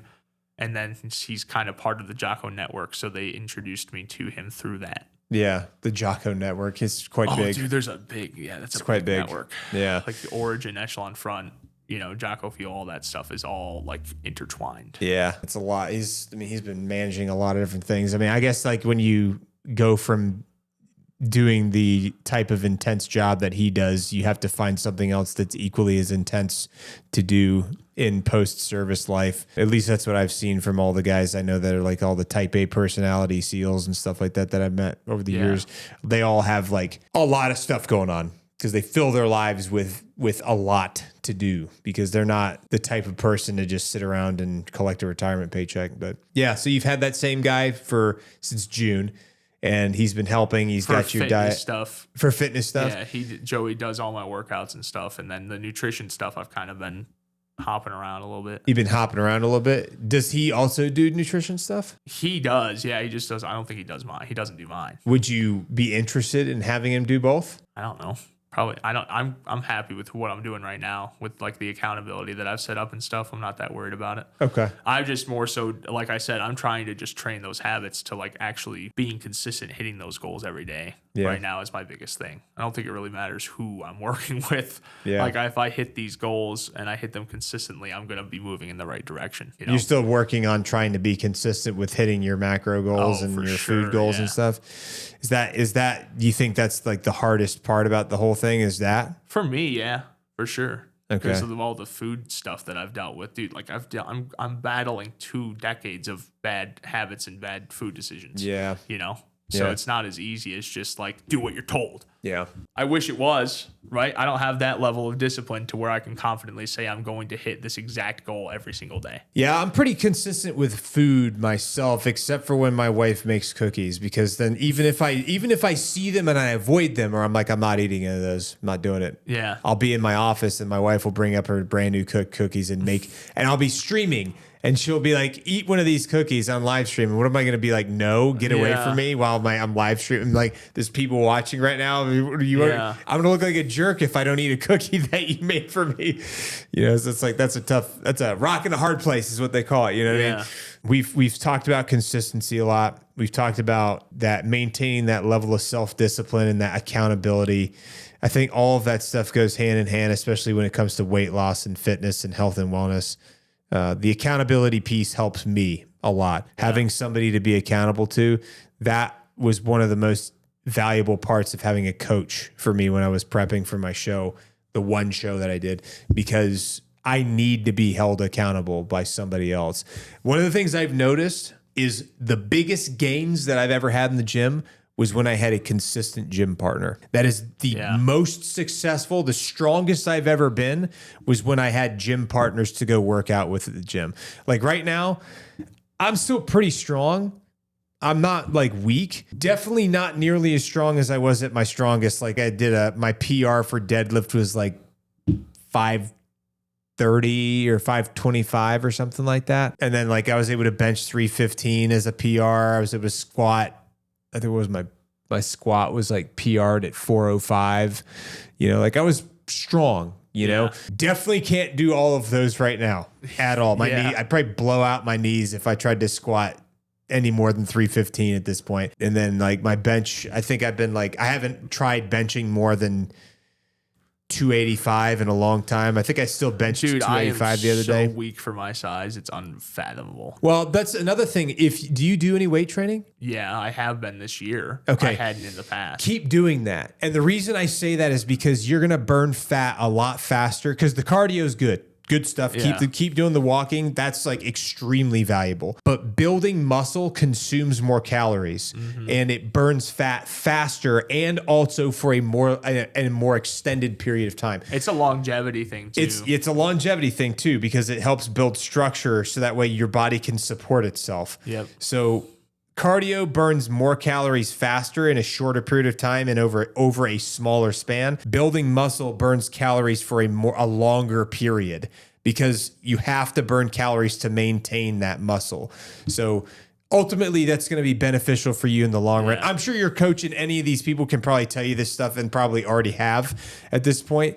I don't know if that has anything to do with, I think it's a lot of it's body types too. Like I'm probably I don't know if I'm a mesomorph or what I am. I can't remember, but I don't know any of that shit. Yeah, I can't remember either right now off the top of my head, but I do know that like weight training and resistance training is only going to help you in your journey for sure. So I don't know if you talk to your coach on a regular basis or how often you talk to him, but I would bring that up and see if he's that's the only thing I do at the gym is strength training. Okay, good. Then you're already doing that stuff. Yeah, then you're on the right track. I haven't been doing it consistently with all the traveling and stuff, but now that we're back home, Yeah. And now that I have the treadmill set up, like I said, I want to make sure that I'm hitting those goals. I want to make sure that I'm getting those steps in. Yeah. And then we're going to form a 3-day-a-week program that kind of coincides with the treadmill. That'd be good. Because the treadmill, dude, I know it sounds so simple, like just walking on a treadmill, but dude, like I walked on it for the first time yesterday. Yeah. I did 10,000 steps on it and my back hurts. From walking 10,000 steps? From just the 10,000 steps at like 2-3% incline. My back is killing me today. That's a lot of steps, man. Yeah, especially at my size, you know? Yeah. And I think that's an attainable goal for me, but I also know that that's going to put a strain on my body that we'll have to be aware of when we go to the gym. We'll have to do stuff that doesn't affect that part or whatever. You know what I mean? Yeah. Which can be done. We have to work around it. That's why that's the whole, like one of the things they teach at the muster is like prioritize and execute, right? For me, the nutrition and the steps are the two things physically that will push me towards my goals fastest. Those are the two things that are most cohesive towards the weight loss in and of itself. Yeah. The strength training is important and I want to implement it, but it's secondary to those two. Yeah, I think diet is probably the most important. Number one. Diet for sure. Number one is the most important. Steps is huge. Yeah, steps is huge too because you got to burn the calories off somehow from movement. Yep. So yeah, I think it's good that you're prioritizing those two things over everything else. If you're able to stay consistent with the weight training, I can't recommend it enough. Yeah. I would say diet first, guaranteed. Can't miss that one. Can't miss that one up. Yep. The steps, absolutely can't miss that one. If at all possible, any chance that you're able to do resistance training, always take advantage of it. Yep. If you're out of town traveling, try to do the same thing. When I'm out of town in different areas, wherever I'm at, if I have the time, if I'm not slammed, like filled schedule, I try to go to a gym and just like get a day pass, work out. Yeah, we were so bad at that traveling, dude. Like obviously the Philly trip, we were training a lot, but even in like Tennessee, you know, it was so hard. We were so busy. We were in Nashville doing stuff all like morning until night, 2 days in a row. Yeah, see, that's tough. And then we went and I finally had a break and we went to see family and then we visited the CrossFit gym and then it was Thanksgiving, you know? So like, I know it is like kind of making excuses, but at the same time, it's like we were so busy. Like I didn't have the time management skills or the determination to be like, hey, we need to find a gym now and go work out. For me, when I go out of town, it's like, all right, I need to get enough sleep. Because if I'm not sleeping enough, I never get enough sleep. I don't either. Sleep is also one of the most important things too, because sleep will definitely have a significant impact on recovery and also your metabolism. Yeah. And so also going to the gym, if you don't get enough sleep, your workout at the gym is going to have a significantly reduced impact. Yep. You know? And so that's something I have to really work on because my time management's so terrible when I'm like out of town because I'm like trying to do a million things at once. If I'm doing a podcast or if I'm doing this thing over here, I'm doing this thing over here. And I'm also trying to film my normal like my daily content, stuff like that on top of it. Balancing those two can be tough. For sure. But time management is something I think we all have to work on for sure. You know, even myself, I'm pretty disciplined, but I'm like my time management. Well, you know, it was terrible. really interesting, Kagan. I was at lunch with a couple of my friends last weekend and our friend Kaylee asked us, she's like, what is one thing that you guys are really thriving in right now? Yeah. And my answer was self-awareness. Self-awareness, because I feel like right now, especially after the muster and the self-reflection, dude, I feel like I'm so just internally aware of all of the shit that I have to get together, like all the things that I have to work on, but I haven't exceeded at any I haven't done exceedingly well at any one of those specific things. Yeah. But I know of them. Like I know what issues I have and I know what I need to work on. You're aware of them. So I'm in a really weird position right now where like the thing that I am excelling at the most in my mind is like knowing what I need to do.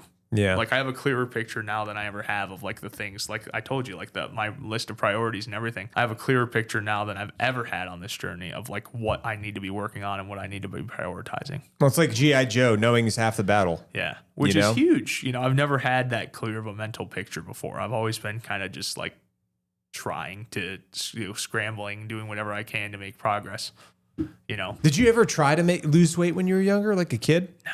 Never made the effort. Really. Just didn't really care. Dude, I was so fat that I just thought that's how I was meant to be. This is just life. It was just how I was. I didn't even think about an existence outside of it. Yeah. Didn't even occur to me until I was a teenager. And then when I found out how bad it was as a teenager, it turned into a self-hatred. I hated myself so much, like I said, that I didn't even take care of myself at all. Okay. It was really bad. And so you really started to try to lose weight in 2020, you said? Yeah, 2020, 2021, when I was streaming. For the first time in my life, was actually enjoying life. And I was like, oh, shit, if I'm going to live, because for a while, I didn't care if I lived or died. Yeah. I couldn't care less. If I'm going to live, I might as well make it a life that's worth living. Because being 660 pounds ain't. Yeah. Straight up. It's ridiculous. Like, yeah, that's not. Even now at 450, I feel miserable with everything I do.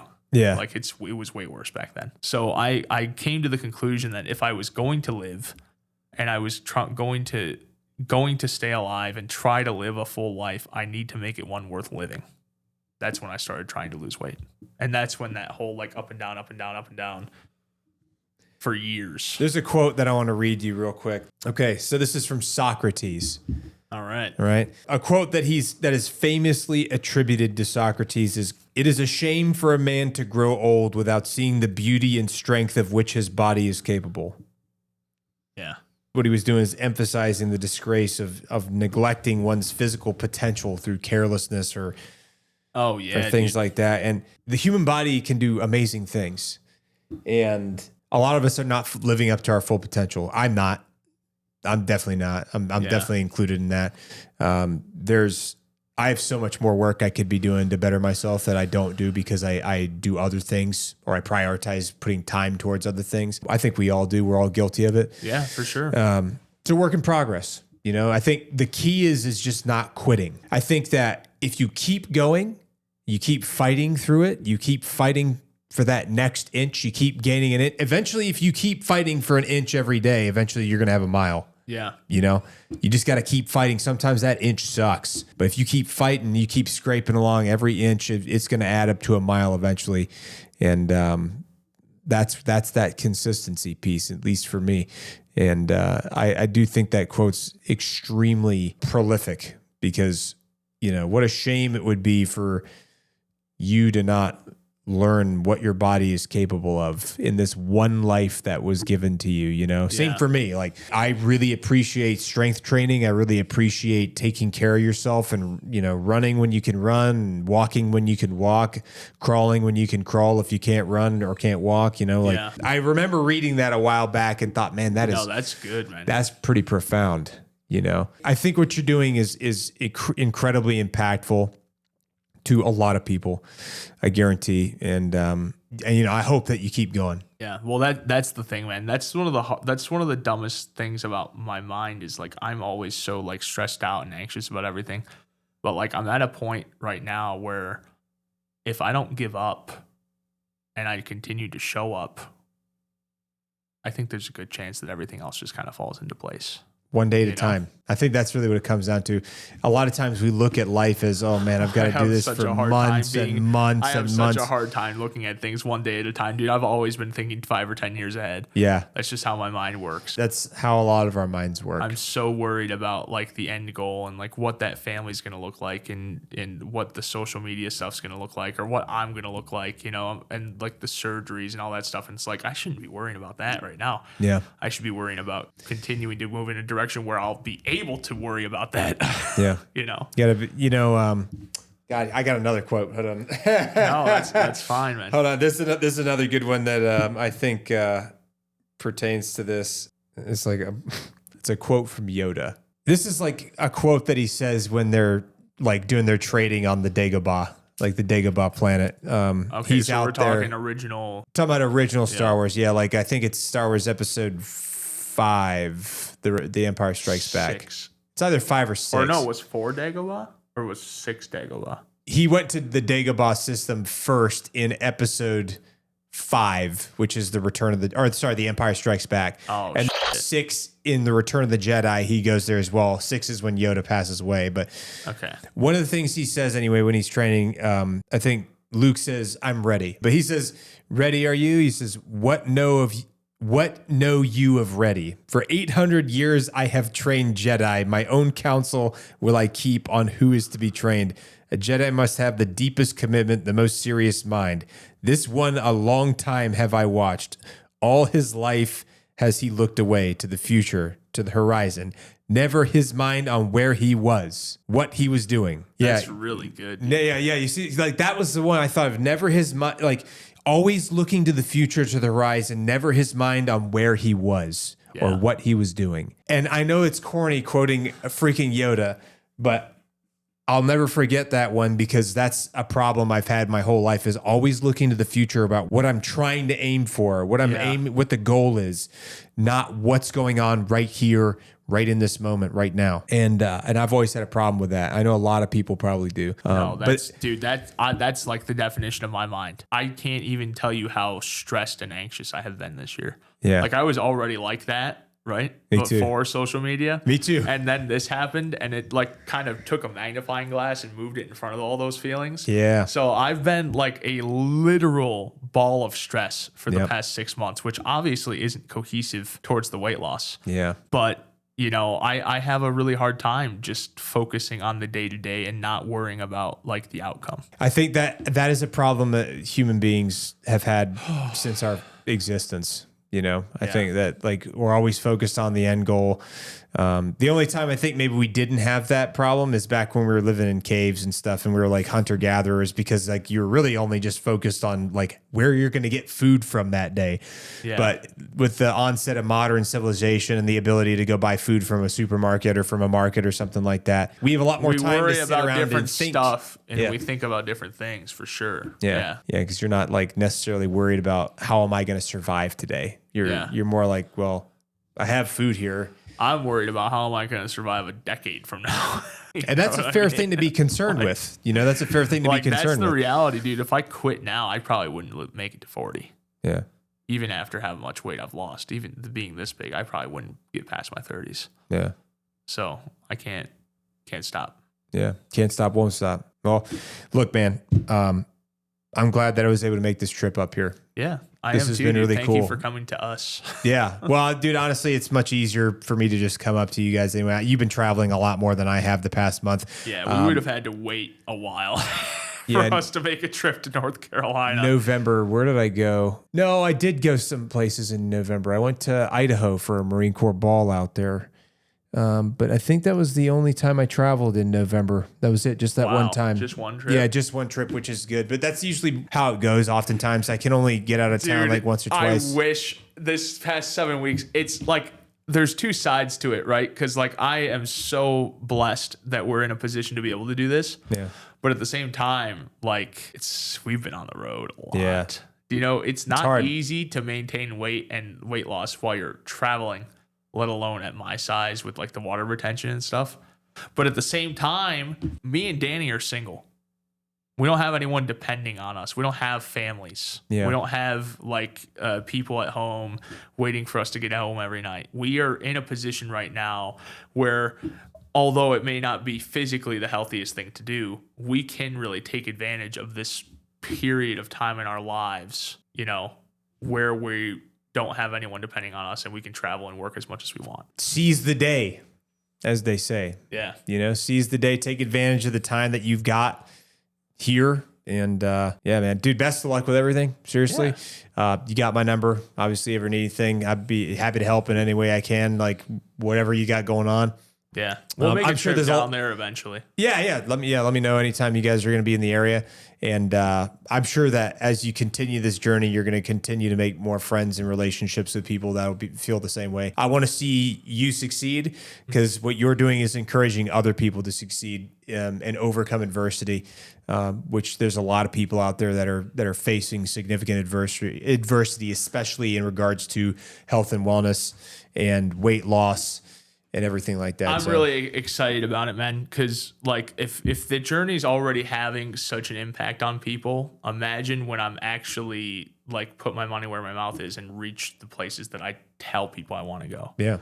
I think it's going to just be that much more helpful. Look at Jelly Roll. Yeah. You seen where Jelly Rolls came from and where he's gone now? His journey is crazy, dude. It's nuts. Yeah.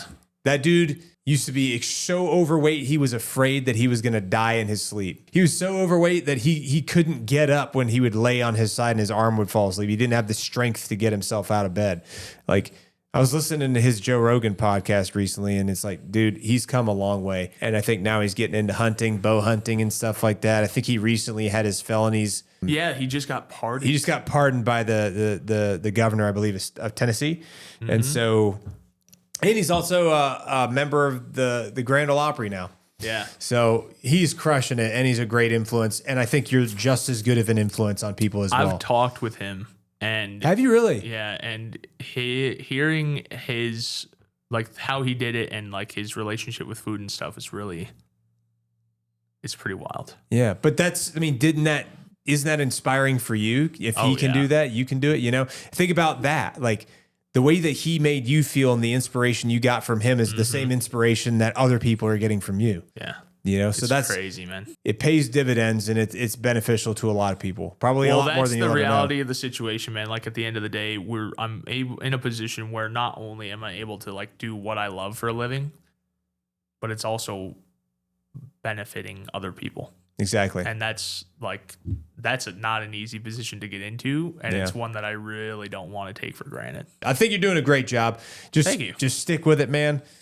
Be consistent. Call your coach if you're feeling like if you're teetering on the ropes or something. Just give your coach a call. You're doing the right thing, and I look forward to seeing your journey as it progresses. So, and again, thanks for taking the time to come here and sit down and do this today. No, this is good, dude. I'm glad that we were able to make this happen so quick. I didn't even know this place existed. Well, now you do. I'm kind of glad. Yeah, now you got a place you can pop into. This is sick, bro. We live in the middle of nowhere. I didn't think any studio like this even existed out here. Grab you a business card before you bounce. For sure. Yeah. All right. Well, hey, brother, I appreciate your time again. Thanks for coming. Thanks for having me. Yeah, appreciate you, brother. All right. We'll see you guys next time. Peace.